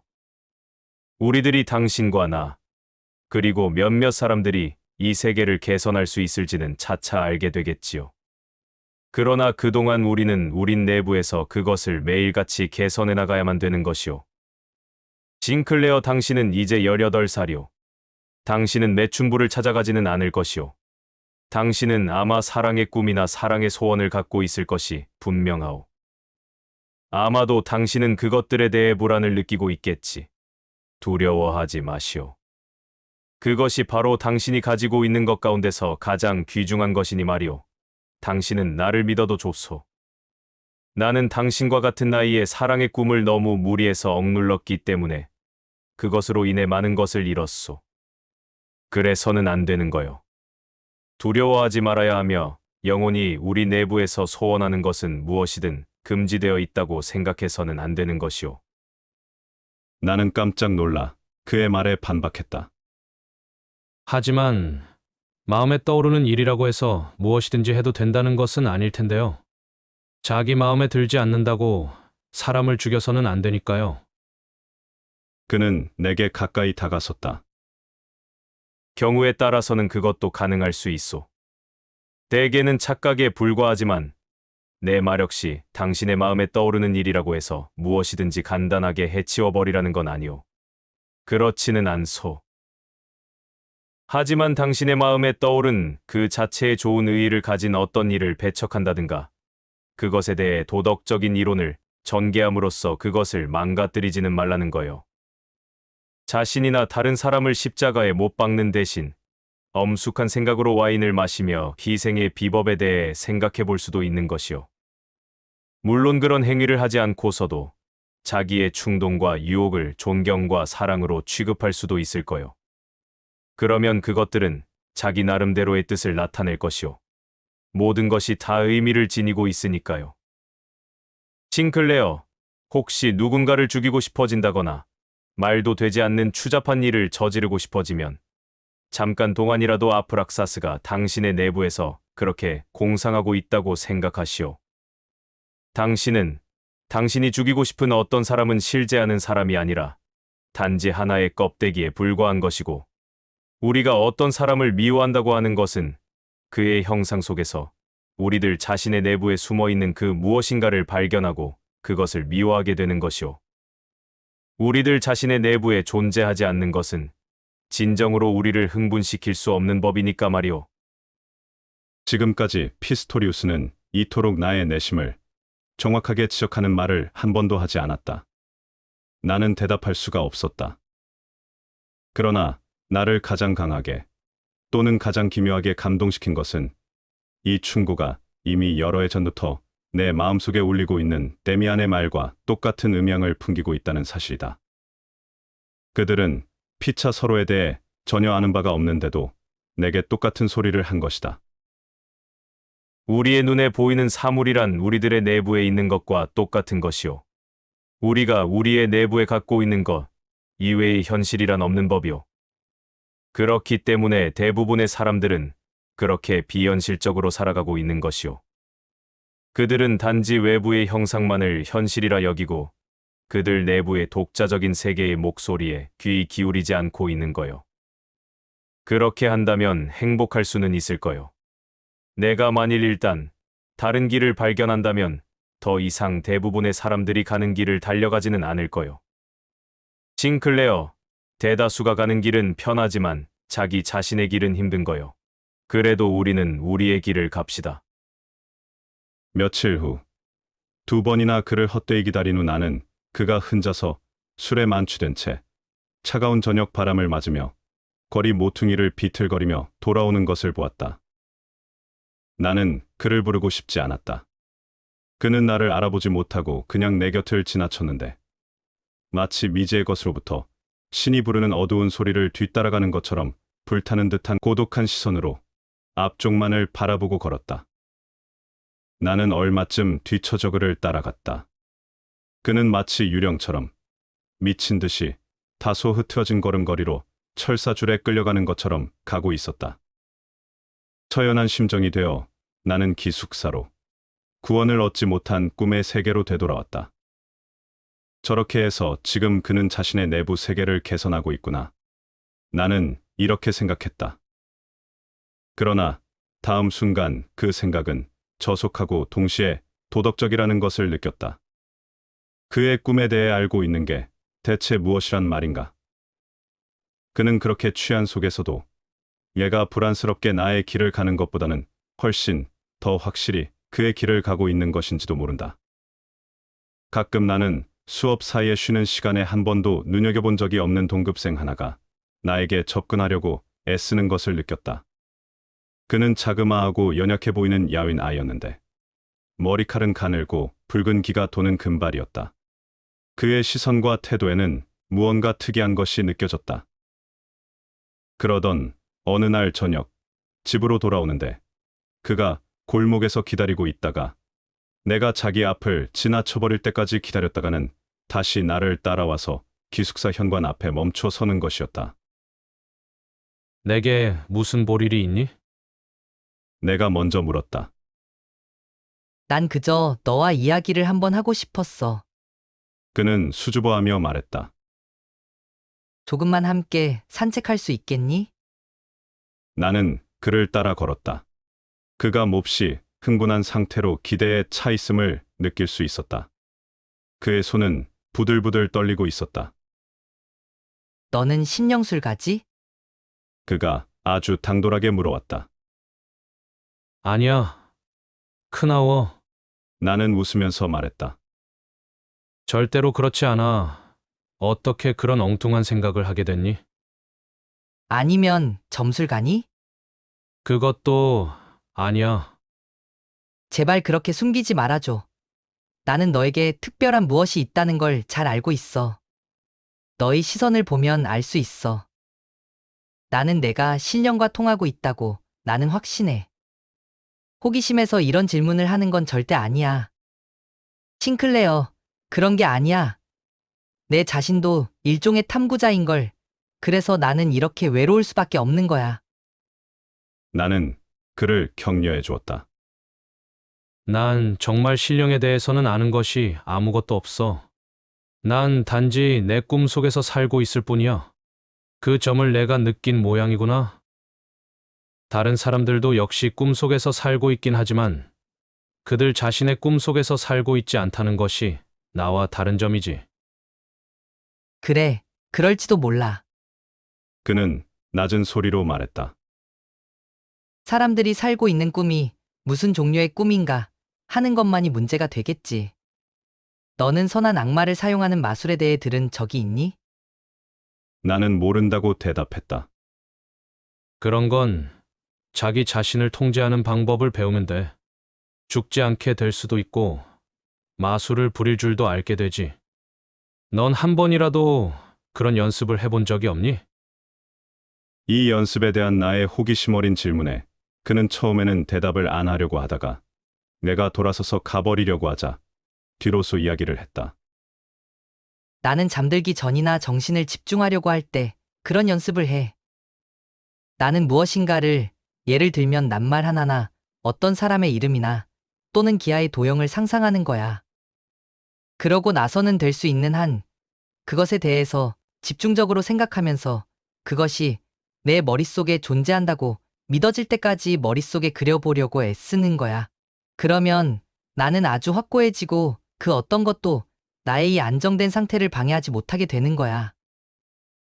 나는 그의 말이 무엇을 의미하는지 어느 정도 이해할 수 있었다. 그러나 아직도 그가 다른 이야기들을 숨기고 있다는 것을 느낄 수 있었다. 그는 이상스러우리만큼 흥분되어 있었고 성급함을 감추지 못했다. 나는 그가 질문을 보다 명확하게 할 수 있도록 도와주었다. 그러자 그는 곧 자신의 최대의 관심사를 털어놓기 시작했다. 너도 역시 절제하고 있지? 그는 불안한 어조로 내게 물었다. 그건 무슨 뜻이니? 성적인 것을 말하는 거니? 그래, 그걸 뜻해. 나는 지금 2년째 절제하고 있어. 그 가르침을 알게 된 이후로 말이야. 너도 이미 알고 있다시피 그 전에는 나도 방탕한 짓을 하고 다녔지. 넌 한 번도 여자 곁에 가본 적이 없니? 없어. 나는 대답했다. 내 이상에 맞는 여자를 발견하지 못했기 때문이야. 그럼 내가 내 마음에 드는 여자를 발견한다면 너는 그 여자와 함께 잘 수 있을 것 같니? 물론이야. 만약 여자도 이의가 없다면 말이야. 나는 농담을 하는 투로 말했다. 아, 그렇다면 너는 잘못된 길을 가는 거야. 내적인 힘이란 철저한 금욕 상태에서만 지속적으로 형성될 수 있는 거야. 나는 2년쯤 금욕을 했어. 2년 하고도 한 달이 좀 넘도록. 그건 정말 힘든 일이었어. 나는 번번이 더 이상 참을 수 없는 지경에 이르곤 했지. 들어봐. 크나워. 나는 금욕하는 것이 그렇게 중요하다곤 여기지 않아. 나도 알고 있어. 그는 내 말을 가로막았다. 모두들 그렇게 말하지. 그렇지만 너한테까지 그런 말을 들으리라곤 기대하지 않았어. 보다 더 높은 정신적인 길을 가고자 하는 사람은 순결을 지켜야 하는 거야. 무조건 말이야. 그래. 그럼 그렇게 하렴. 하지만 나는 왜 성을 억제하는 사람이 다른 사람보다 순결하다고 말하는지 잘 모르겠어. 넌 성적인 것을 모든 생각과 꿈속에서 완전히 몰아낼 수 있다고 생각하니? 그는 절망적인 표정으로 나를 쳐다보았다. 아니, 도저히 그럴 수 없어. 하지만 그럴 수밖에 없는 거야. 밤이면 나는 내 자신에게도 이야기할 수 없는 그런 꿈을 꾸곤 해. 그건 정말 무서운 일이야. 나는 피스토리우스가 나에게 해준 이야기를 생각해냈다. 그러나 그의 말이 아무리 옳은 말이라 해도 그 이야기를 무작정 전해줄 수는 없는 일이었다. 내 자신의 체험을 통해 얻은 것이 아니면 또 내 스스로가 그것을 준수해 볼 수 있을 만큼 성숙한 다음이 아니면 함부로 충고를 해줄 수는 없었다. 나는 말문이 막혔다. 그리고 누군가가 나에게 필사적으로 도움을 구하고 있는데도 아무런 충고의 말조차 해줄 수 없다는 것이 매우 굴욕적으로 느껴졌다. 나는 온갖 실험을 다 해보았어. 크나워는 한탄하며 말했다. 사람이 할 수 있는 일이라면 무엇이든지 냉수도 해보고 눈으로 몸을 비비기도 하고 체조와 달리기도 해보았지만 아무 소용이 없어. 매일 밤마다 나는 생각조차 하지 말아야 할 그런 꿈에서 잠을 깨는 거야. 더욱 두려운 일은 그런 꿈으로 인해 내가 정신적으로 배웠던 모든 것을 차츰차츰 잃어가고 있다는 사실이야. 더 이상 나는 마음을 집중하거나 스스로 잠들 수도 없게 되어 어떤 날은 하룻밤을 꼬박끈 눈으로 지새우기도 했어. 나는 더 이상 이 상태를 지탱하지 못하겠어. 내가 만약 이 싸움을 계속해 나가지 못하거나 항복해버려 자기를 더럽히게 된다면 그때는 애당초 한 번도 싸우지 않았던 사람들보다 더 나쁘게 되는 거야. 넌 그걸 이해할 수 있겠지? 나는 고개를 끄덕여 주었지만 거기에 대해서는 한마디도 해줄 말이 없었다. 그의 이야기가 따분하게 느껴지기 시작했고 그의 깊은 고통과 절망이 나에겐 아무런 감동도 주지 않는다는 사실이 그저 놀라웠다. 단지 그를 도울 수 없다는 사실만 깊이 인식될 뿐이었다. 그럼 너는 내게 해줄 말이 한마디도 없다는 거니? 마침내 지친 그가 슬픈 듯이 말했다. 전혀 아무것도 없어. 한 가지쯤은 있을 수도 있을 텐데. 대체 넌 어떻게 하고 있니? 난 너에게 아무 말도 해줄 수가 없어. 크나워. 사람이란 이런 경우엔 서로 도울 수가 없어. 만일 내 스스로의 힘으로 자기를 찾을 수 없다면 넌 어떤 신령도 발견해낼 수 없으리라고 생각해. 그는 깊은 실망의 빛을 감추지 못하면서 말을 멈추더니 나를 쳐다보았다. 그는 갑자기 증오에 불타오르는 시선으로 나를 노려보더니 이마를 찌푸리며 난폭하게 외쳤다. 쳇! 넌 정말 근사한 성인 군자로군. 너 역시도 악덕을 지니고 있다는 것쯤 나도 알고 있어. 너는 현자인 척하고 있지만 뒤에서는 남몰래 나나 다른 사람들과 마찬가지로 똑같은 쓰레기에 매달려 있는 거야. 너도 역시 개망난이야. 나는 우두커니 서 있는 그를 내버려둔 채 그 자리를 떠났다. 그는 두서너 걸음 정도 나를 따라오더니 몸을 돌려 반대 방향으로 뛰어가 버렸다. 나는 연민과 혐오가 뒤섞인 심정으로 심한 구토를 느꼈다. 기숙사로 돌아와 조그만 내 방에서 두서너 장의 그림을 주위에 세워놓고 간절한 내심의 동경으로 꿈에 몸을 맡겼다. 내 자신의 꿈이 다시 나타났다. 나는 그 여인의 표정이 너무나 생생하게 느껴져 당장 그 여인의 그림을 그리기 시작했다. 15분씩 꿈을 꾸듯 무의식 중에 시간을 보낸 후 그림을 그려나가 마침내 며칠 후 그 그림이 완성되었다. 나는 저녁 무렵 그것을 내 방의 벽에 붙이고 탁상용 램프를 그 앞에 옮겨다 놓고는 생사를 결판낼 때까지 싸워야 할 유령에 맞서는 심정으로 그림 앞에 다가섰다. 그 얼굴은 옛날의 초상과도 닮았고 나의 친구 데미안과도 닮았으며 어떤 표정은 내 자신과도 닮아 있었다. 한쪽 눈은 표시가 날 만큼 다른 눈보다 위쪽에 붙어 있었고 눈매는 숙명에 충만한 채 내 머리 너머를 골똘히 응시하고 있었다. 내가 그 그림과 마주서자 내면적인 긴장으로 가슴속까지 싸늘해져 왔다. 나는 그 그림을 향해 말을 걸었고 비난했고 어머니라고 불렀고 애인이라고 불렀으며 매춘 부이며 천한 여자라고도 불렀다. 또 아프락사스라고도 불렀다. 그러는 동안 피스토리우스의 말이 혹은 데미안의 말이었던가 언뜻 생각났다. 그런 말을 언제 했는지 기억해낼 수가 없지만 지금 이 순간 그 말이 다시 들리고 있는 것 같았다. 그것은 야곱과 신의 천사 사이의 싸움에 관한 말로서 그대가 나를 축복하지 않는다면 내 그대를 놓아주지 않으리로다. 라는 것이었다. 그림 속의 얼굴은 램프의 불빛을 받으며 내가 부를 때마다 변했다. 그것은 환하게 빛나기도 하고 검고 어둡게 변하기도 했다. 생기 없는 눈으로 창백한 눈꺼풀을 감았다가는 다시 뜨고 그러다가 타는 듯한 광채로 눈을 빛내 기도했다. 그 얼굴은 여자인 동시에 남자였으며 소녀였고 조그만 아이였고 짐승이었다. 몽롱하고 희뿌연 반점처럼 보이다가는 다시 크고 분명해지기도 했다. 마지막에 나는 강력한 내부의 부름에 따라 두 눈을 감았다. 그러자 그 그림이 나의 내부에서 한결 더 강하고 힘찬 모습으로 변해갔다.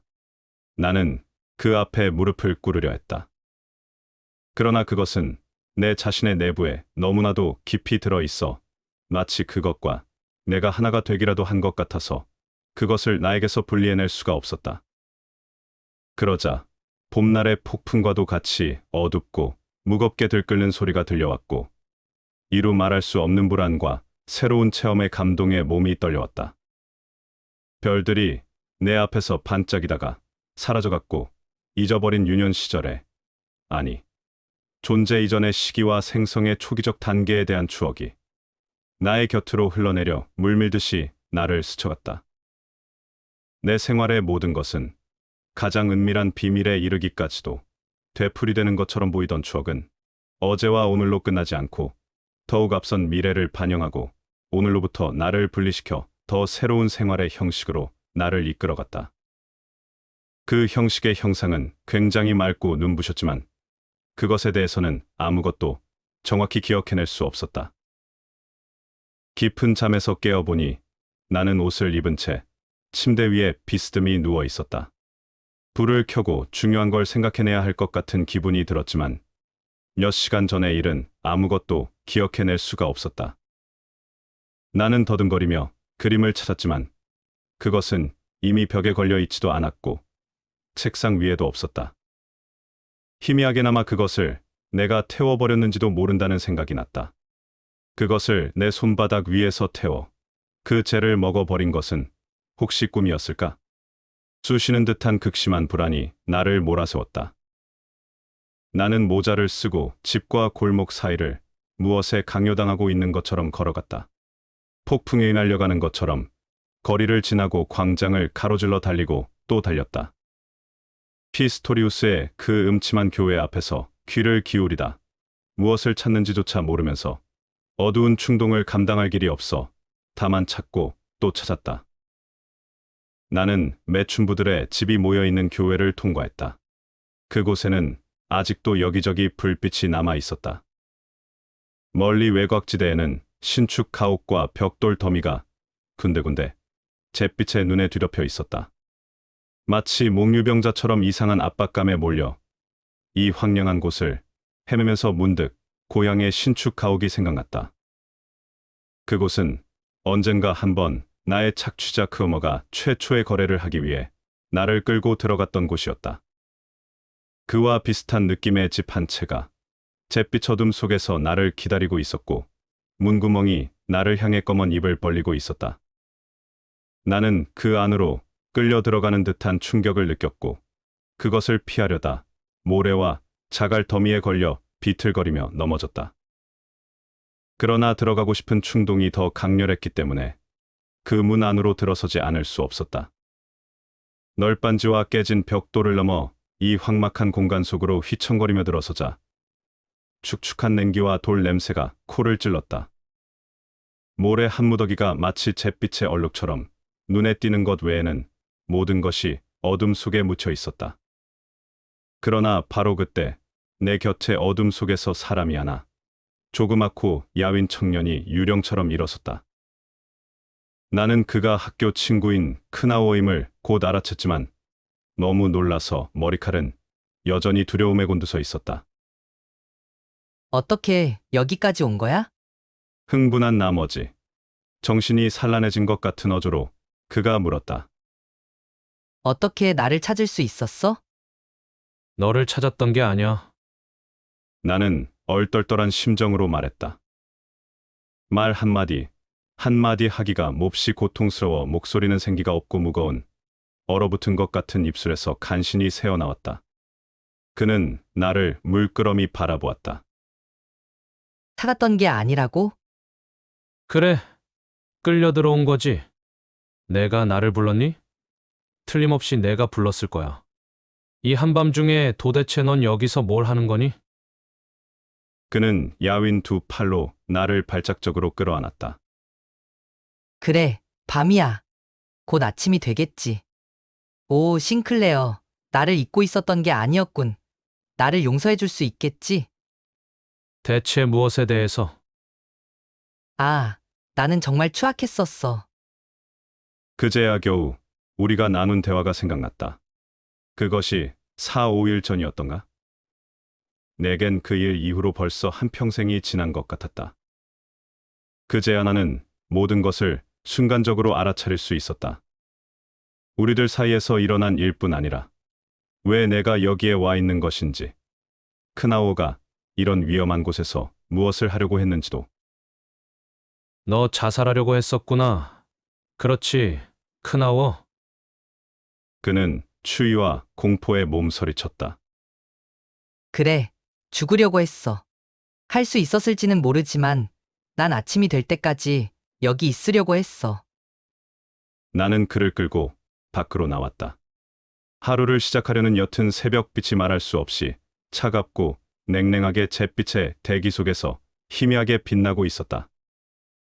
나는 그의 팔을 꼭 잡은 채 상당히 멀리까지 데리고 갔다. 나는 그에게 이렇게 말했다. 이제 집으로 돌아가. 그리고 누구에게도 오늘 일을 말해선 안 돼. 너는 잘못된 길을 걸었던 거야. 잘못된 길일 뿐이야. 우리들은 내가 생각하는 것처럼 모두 개망난이는 아니야. 우리는 여러 신을 만들어내고 그들과 더불어 싸우고 신은 우리를 축복해주는 거야. 우리는 서로 아무 말도 없이 묵묵히 걷다가 헤어졌다. 집에 들어오자 날이 희뿌옇게 새어왔다. 성 시에서의 시절 중에서 가장 좋았던 것은 피스토리우스와 함께 오르간 옆 난로 앞에서 보낸 시간이었다. 우리는 아프락사스에 관한 그리스어 원서를 함께 읽었고 그는 베다에서 번역된 몇 구절을 내게 읽어주기도 했다. 또한 그는 나에게 신성한 음을 부르는 법을 가르쳐 주기도 했다.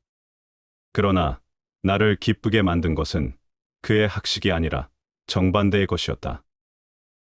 내 자신의 내부를 발견해내는 일의 지속, 내 자신의 꿈과 사상과 예감에 대한 신뢰, 내가 지닌 내적인 힘에 대한 영롱한 자각 때문이었다. 피스토리우스와 나는 여러 가지 면에서 호흡이 잘 맞았다. 단지 강력하게 그를 생각하기만 하면 언제나 그가 나에게로 오든지 그의 안부가 전해지든지 했다. 나는 데미안에게 했던 것처럼 그가 내 곁에 없어도 무엇이든 그에게 물어볼 수 있었다. 내 마음속에서 똑똑하고 강렬한 사상으로 그에게 질문을 보내면 되는 것이었다. 그러면 질문에 집중되었던 내 영혼의 힘이 대답을 가지고 내 마음속으로 되돌아왔다. 내가 마음속에 그렸던 것은 피스토리우스나 데미안이라는 어떤 특정 인물이 아니라 내가 꿈에서 만나는 내가 그렸던 그 초상이었으며 내가 강렬히 부르지 않을 수 없었던 영혼의 반은 남자이며 반은 여자인 꿈의 모습이었다. 그 모습은 이미 단지 나의 꿈속에서 존재하는 종이 위에 그려진 초상으로서가 아니라 나의 내부에서 이상적인 모습으로 내 자신의 고양된 모습으로 살고 있었다. 죽음을 생각했었던 크나우어는 나와 이상스럽고 어떻게 보면 우스운 관계를 맺게 되었다. 내가 그에게로 가지 않을 수 없었던 그날 이후로 그는 충실한 하인이나 심지어는 개처럼 나에게 매달려서 자기 인생을 나와 결부하려고 애쓰며 맹목적으로 나를 따랐다. 괴상한 질문이나 소원을 갖고 나를 찾아와서는 유령을 보여달라고 한다든가 카발라 비법을 가르쳐달라고 했다. 내가 그러한 것에 대해서는 전혀 모른다고 아무리 이야기해도 그는 고지 듣지 않았다. 심지어 그는 내가 온갖 힘을 다 갖고 있다고 믿는 지경이었다. 한 가지 이상한 일은 내가 내 마음속에서 엉켜있는 어떤 일이 풀리지 않고 있을 때 공교롭게도 그가 자주 나에게 기묘하고도 어리석은 질문을 가지고 찾아옴으로써 매 문제 해결을 이해한 실마리가 되었다는 사실이었다. 때론 그가 귀찮아져서 위압적으로 쫓아버리기도 했다. 그럼에도 불구하고 그는 나에게로 보내진 사람이었고 내가 그에게 베풀어 준 것이 그의 마음속에서 갑절이 되어 내게 되돌아왔으며 그 역시 나에게는 한 사람의 인도자이고 하나의 길이라고 마음 깊이 느껴졌다. 그가 자신의 구제의 길을 찾기 위해 내게 가져온 얼빠진 책이나 저서도 당장에 깨달을 수 있는 것보다는 훨씬 더 많은 것을 나에게 깨우쳐 주었다. 크나오는 후일, 나도 모르는 사이에 나의 길에서 떨어져 나갔다. 그와는 싸움이 필요치 않았다. 그러나 피스토리우스와는 싸움이 필요했다. 성시에서의 내 학창 시절이 끝나갈 무렵 피스토리우스와는 이상한 일을 경험하게 되었다. 아무리 평범한 사람이라 하더라도 평생에 한 번이나 몇 번쯤은 독설과 감사와 미덕과 함께 도덕적인 갈등을 피할 수 없는 때가 있다. 누구나 한 번은 아버지와 스승으로부터 자신을 떼어놓는 길로 걸음을 옮겨야만 하며 설사 대부분의 사람들은 그것을 참아낼 수 없어서 이내 다시 제자리로 돌아간다 하더라도 그 순간의 고독의 쓰라림을 아주 약간이라도 느끼지 않을 수는 없다. 나의 경우 아버지와 그들의 세계, 즉 유년 시절의 밝은 세계로부터 맹렬한 싸움을 하며 헤어져 나온 것이 아니라 서서히 거의 눈에 띄지 않게 떨어져 나왔고 낯설게 변해갔었다. 나는 그것이 몹시 유감스러웠고 때로 고향에 돌아가면 아주 쓰라린 심정이 되곤 했다. 그러나 그 심정은 가슴속 깊이 사무치는 것은 아니었으며 어느 정도 견딜 만한 것이었다. 그러나 우리가 일상적인 습관에서가 아니라 독자적인 충동에서 애정과 공경심을 바쳤을 때, 우리가 독자적인 마음으로 제자나 친구가 되었을 때, 만약 어느 순간 우리 마음의 큰 부분이 사랑하는 사람에게서 떠나려 한다는 것을 깨닫게 된다면 그것은 쓰리고 고통스러운 순간이 될 것이다.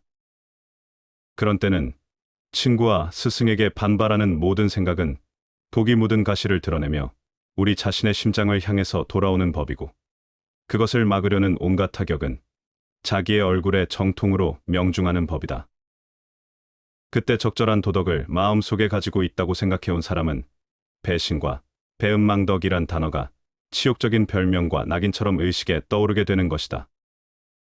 그러면 놀란 마음은 근심스러워하면서 유년 시절 미덕의 사랑스러운 골짜기로 숨어들지만 곧 이것과도 단절되어 버리고 이 유대조차도 갈기갈기 찢겨져 나간다는 것을 애써 모른 척하곤 한다.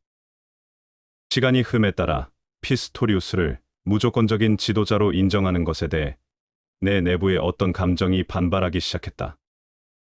나의 청춘 시절에 가장 중요했던 몇 달간의 체험은 그와의 우정, 그리고 그의 충고와 위로, 친교에서 기인되었다. 신은 그를 통해서 나에게 이야기를 걸어왔던 것이다. 그의 입을 통해 나의 꿈은 다시 나에게 돌아왔고, 해석되었고, 그리고 그 본질을 드러냈다. 그는 내 자신에 대한 용기를 주었다. 아, 그런데 나는 지금 그에게 서서히 반항한 것이다. 나는 그의 말 속에 포함된 너무 많은 교훈적인 부분에 반감을 가졌고, 그는 단지 나의 일부분만을 이해할 뿐이라는 생각이 들었던 것이다. 우리들의 사이에서 사소한 싸움이나 다툼이 있었던 것은 아니며, 불화나 어떤 절교의 상태가 있었던 것도 아니었다. 그럼에도 불구하고 우리들 사이 완상은 부서진 파편처럼 산산조각이 난 순간이 있었다. 벌써 얼마 동안 나를 압박해왔던 희미한 예감이 어떤 감정으로 어느 일요일 그의 낡은 서재에서 뚜렷한 모습을 드러나게 되었다. 우리는 난로 앞에 방바닥에 엎드려 있었다. 그는 비법과 종교 형식에 대해 이야기하고, 그가 연구하고 명상한 것들이 가능하게 될 미래에 대해서 생각하고 있었다. 그러나 나에게는 이 모든 것이 살아가는데 중대한 일이라기보다는 단지 기묘하고 흥미로운 일에 불과하다는 생각이 들 뿐이었다. 나는 그러한 것들에서 박식의 음향과 지난 시대의 폐허 아래서 고달픈 탐구만을 느낄 뿐이었다. 불현듯 나는 이 모든 방법에 대해, 이 비법의 예배에 대해, 이 조상 전래의 종교 형식과 그것을 재조립해내는 일에 대해 커다란 반감을 갖게 되었다. 피스토리우스. 나 자신도 놀랄 정도로 치밀어 오르는 아기를 품은 어조로 나는 말했다. 내게 다시 한번 당신이 꾼 꿈의 이야기를, 실제의 꿈 이야기를 해주시오. 당신이 말하는 것들은 모두 너무나도 진부하단 말이오. 그동안 그는 내가 그런 식으로 말하는 것을 한 번도 들은 적이 없었다. 말을 내뱉은 그 순간, 나는 내가 쏘아 그의 심장에 명중시킨 그 화살은 바로 그의 무기 창고에서 얻었다는 것임을, 그가 이따금 내게 하던 풍자적인 어조의 자기 비난을 지금 내가 더욱 날카롭게 갈아서 던진 것임을 수치심과 놀라움이 뒤섞인 심정으로 번갯불처럼 선명하게 느꼈다. 그 또한 그것을 순간적으로 느끼고는 곧 조용해졌다. 나는 불안한 심정으로 그를 지켜보았고, 그는 무섭도록 창백해져 가고 있었다. 무거운 침묵의 시간이 지난 후 그는 새 장작을 불에 던지며 조용한 음성으로 말했다. 당신은 아주 정당하오, 싱클레어. 당신은 정말 영리한 친구요. 난 이제는 그런 캐캐묵은 일로 당신을 괴롭히지 않겠소. 그는 매우 침착하게 말했다. 그러나 나는 그가 입은 상처의 고통을 너무나도 잘 알 수 있었다. 나는 무슨 짓을 저질렀단 말인가? 눈물이 흘러나올 것 같았다.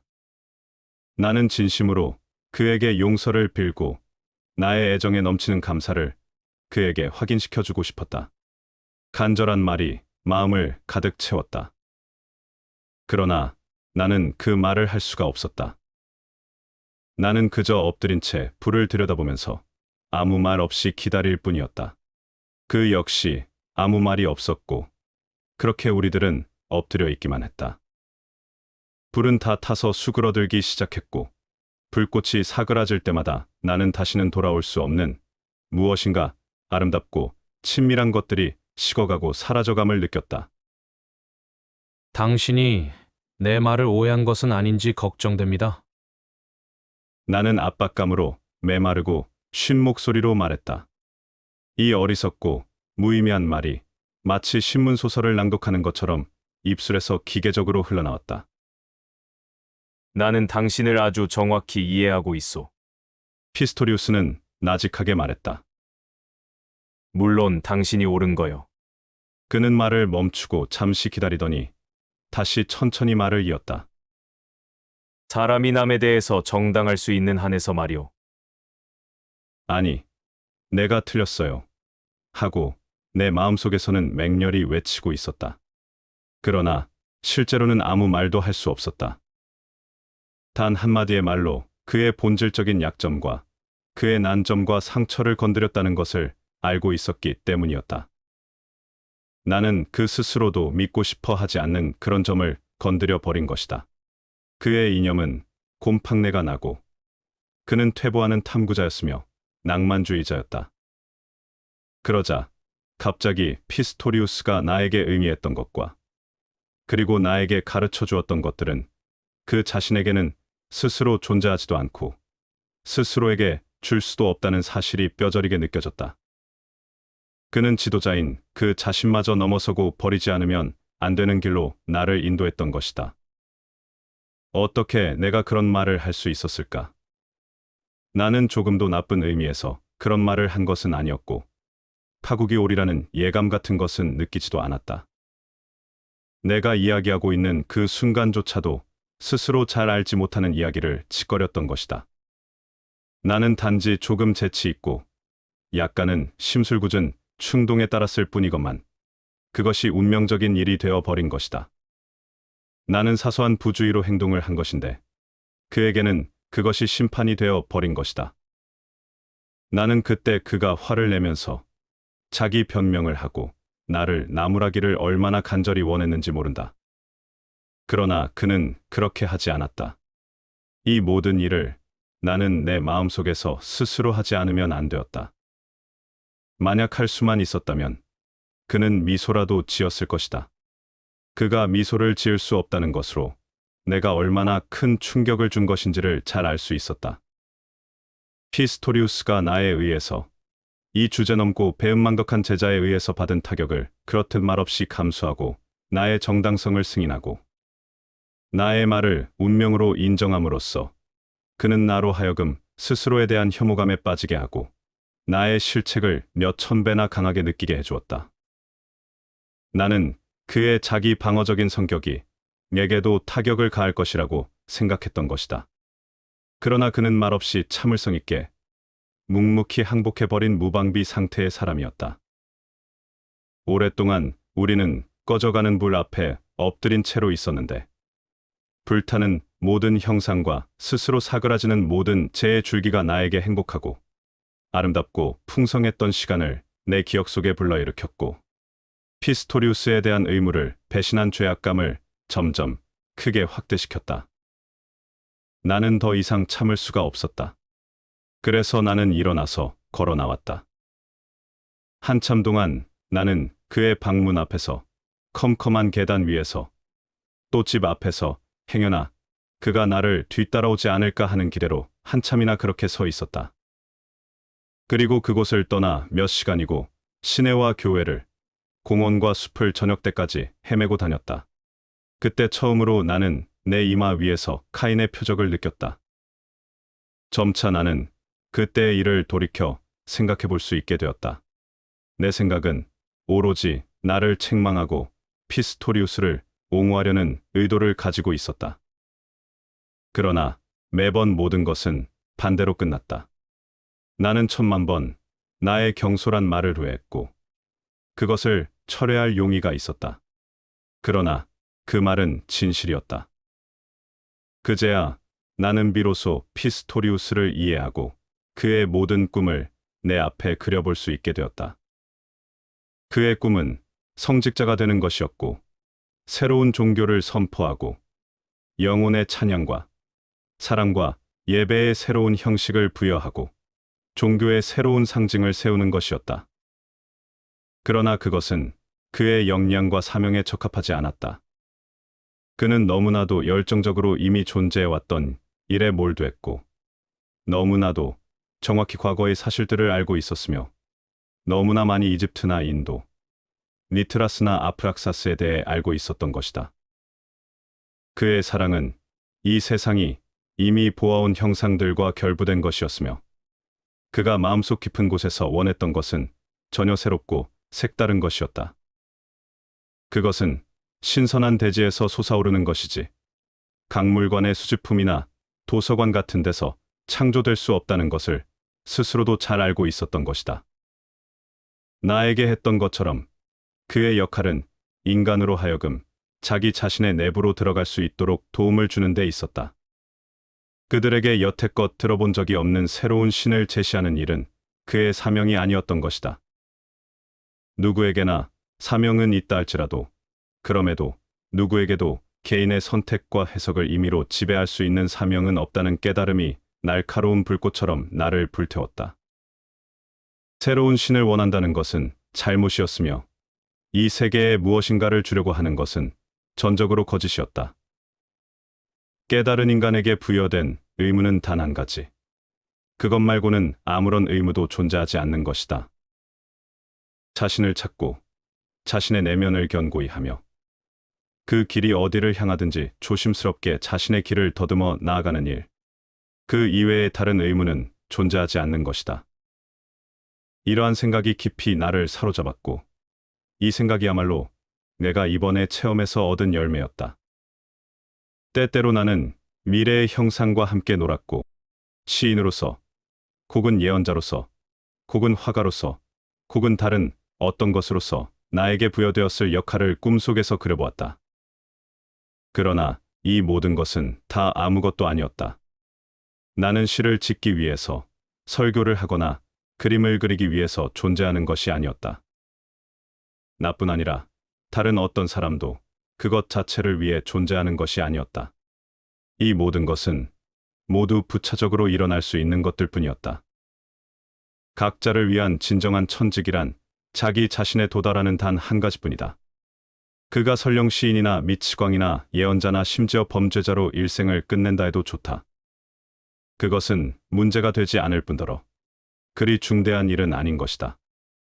그의 가장 본질인 문제는 임의의 것이 아닌 자기 자신의 운명을 발견하는 데 있으며 그 운명을 자신의 내부에서 송두리째 그리고 온전하게 끝까지 지켜내는 일이다. 그 외의 모든 것은 일부일 뿐이며 도피하려는 노력이고 대중의 이상 속에 숨으려는 행위인 동시에 순응하고 자기 자신의 마음에 대한 두려움이다. 무섭고 경건하게 그 새로운 생각이 내 머리를 스쳤다. 그것은 이미 몇백 번이나 예감되어 왔고 이미 여러 차례 이야기된 적이 있었지만 나는 이제야 비로소 확실하게 깨달을 수 있었다. 나는 자연의 실험체이다. 미지의 것, 어떤 새로운 것, 아마도 허무로부터의 도전일 것이었고 이 도박으로 하여금 본연의 깊이에서 작용하게 하고 그 의지를 나의 내부에서 느끼고 송두리째 나의 것으로 만드는 것만이 나의 사명인 것이다. 나는 이미 숱한 고독감을 맛보았다. 이제 내 앞에는 보다 더 깊은 고독이 펼쳐져 있었고 거기서 벗어날 수는 없다는 것을 깨달았다. 나는 피스토리우스를 위로하려고 하지는 않았다. 우리는 여전히 친구였지만 우리의 관계는 달라져 있었다. 우리는 그 일에 관해서 단 한 번 다시 이야기를 했다. 어쩌면 그 말을 한 것은 피스토리우스뿐이었는지도 모르겠지만 그는 말했다. 나는 당신도 알다시피 목사가 되려는 소원을 갖고 있소. 나는 무엇보다도 우리가 그렇게도 많은 예감을 품고 있는 새로운 종교의 목사가 되고 싶은 거요. 하지만 나는 결코 그렇게 될 수는 없으리라는 걸 잘 알고 있소. 감히 입 밖에 내어 이야기한 적은 없었지만 이미 오래전부터 알고 있었던 거요. 나는 결국 다른 성직자로서 봉사를 하게 되겠지요. 오르간을 통해서나 혹은 다른 방법을 통해서 말이오. 그러나 나는 언제나 내가 아름답고 신성하다고 느끼는 무엇인가에 의해, 다시 말하면 오르간 연주의 비법, 상징과 신화 같은 것에 의해 둘러싸여 있지 않으면 안 돼요. 나는 그것을 간절히 필요로 하고 그것에서 떨어지고 싶지 않소. 그것이 내 약점이지요. 왜냐하면 싱클레어, 나는 그러한 것을 원해서는 안 되고 그것은 사치이고 내 약점이라는 것을 느끼고 있으니까 말이오. 만약 내가 아주 단순하게 아무런 요구나 주장도 없이 운명에 자신을 맡긴다면 더 위대하고 더 정당하겠지요. 하지만 난 그럴 수가 없다오. 그것이야말로 내가 할 수 없는 유일한 일인 거요. 그것은 정말 어렵소. 그것은 이 세상에 단 하나 존재하는 정말로 어려운 일이오. 나는 때때로 그것을 꿈꾸기도 하지만 한 번도 그렇게 할 수는 없었소. 몸서리가 처지지요. 이렇듯 완전하게 벌거숭이가 되어 외롭게 서 있을 수만은 없소. 나도 별 수 없이 다소의 따뜻함과 먹을 것이 필요하고 이따금씩은 자기 동료의 체온을 가까이에서 느끼고 싶어하는 한 마리의 불쌍하고 연약한 개에 불과한 거요. 자신의 운명 이외에는 아무것도 원하지 않는 사람에게는 이미 동질한 없소. 그는 아주 고독하고 주변에는 싸늘한 세계의 공간밖에는 없는 거요. 겟세만의 동산에서의 그리스도가 그러했던 거요. 기꺼이 십자가에 못 박히는 순교자도 있었지만 그들 역시 영웅은 아니었고 자유롭지도 못했소. 그들 역시 자기들에게 친밀하고 다정한 무언가를 원했고 그들에겐 모범과 이상이 있었던 거요. 그저 운명만을 원하는 사람에게는 모범도 이상도 없는 거니까 그들에겐 어떤 사랑도 위안거리도 있을 수 없소. 그럼에도 불구하고 사람은 이런 길을 걷지 않으면 안 돼요. 나나 당신과 같은 부류의 사람들은 진정으로 고독하긴 하지만 그래도 아직은 서로라는 관계를 지니고 있소. 우리들은 뭔가 남달리 반항하고 특이한 것을 추구하는 데서 남모르는 만족을 느끼긴 하지만 만약 제대로 그 길을 가고자 한다면 그것까지도 단념해야 하오. 또 우리는 혁명가도 이상가도 순교자도 되려고 해서는 안 돼요. 그것은 생각할 수도 없는 일이요. 그렇다. 그것은 생각할 수도 없는 일이었다. 그러나 꿈꿀 수는 있었으며 미리 짐작하고 예감할 수는 있는 일이었다. 몇 번인가 아주 조용한 시간에 나는 그것을 조금쯤은 느껴본 적이 있었다. 그런 때에 나는 내 자신의 내부를 들여다보고 내 운명의 모습이 강하게 두 눈을 부릅뜨고 있는 것을 보기도 했다. 그 눈은 예지에 충만해 있기도, 미친 듯한 열기에 충혈되어 있기도, 애정에 빛나거나 깊은 악의에 차 있기도 했다. 그러나 모든 것이 다 마찬가지였다. 그 어떤 것도 사람이 마음대로 선택할 수 있는 것은 없었다. 무엇 하나 사람이 원한다고 해서 이루어질 수 있는 것도 없었다. 단지 자기 자신만을 원하고 자신의 운명만을 원할 수 있을 뿐이었다. 피스토리우스는 지도자로서 내가 이 길을 제법 멀리까지 나갈 수 있게 도움을 주었다. 그 시절 나는 맹목적으로 사방을 헤매고 돌아다녔다. 마음속에선 언제나 폭풍이 몰아치고 있었고 발걸음마다 위험에 차 있었다. 나는 이제까지 내가 걸어온 길이 모두 그 속으로 사라지고 마는 아득한 심연이 내 앞에 펼쳐진 것 외엔 아무것도 볼 수가 없었다. 그리고 나는 마음속에서 데미안과 닮은 두 눈에 나의 운명이 깃들어 있는 자의 모습을 보았다. 나는 종이에 이렇게 썼다. 지도자가 나를 버렸다. 나는 아주 캄캄한 어둠 속에 혼자 서 있다. 나는 혼자의 힘으로는 한 발짝도 걸어 나갈 수가 없다. 오, 나를 도와줘. 나는 그 쪽지를 데미안에게 보내려고 했다. 그러나 결국 그만두기로 했다. 그렇게 하려고 할 때마다 어리석고 무의미한 일처럼 느껴졌기 때문이었다. 나는 그 짤막한 기도문을 외우고는 때때로 혼자 마음속으로 중얼거리곤 했다. 그 기도는 언제 어디서나 나를 따라다녔다. 기도의 의미가 무엇인지 알 수 있게 된 것이었다. 나의 학창 시절은 끝났다.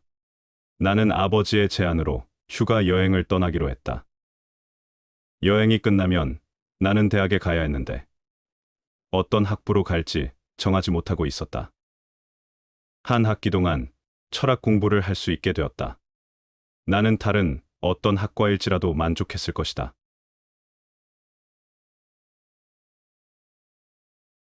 다음 편에 계속됩니다.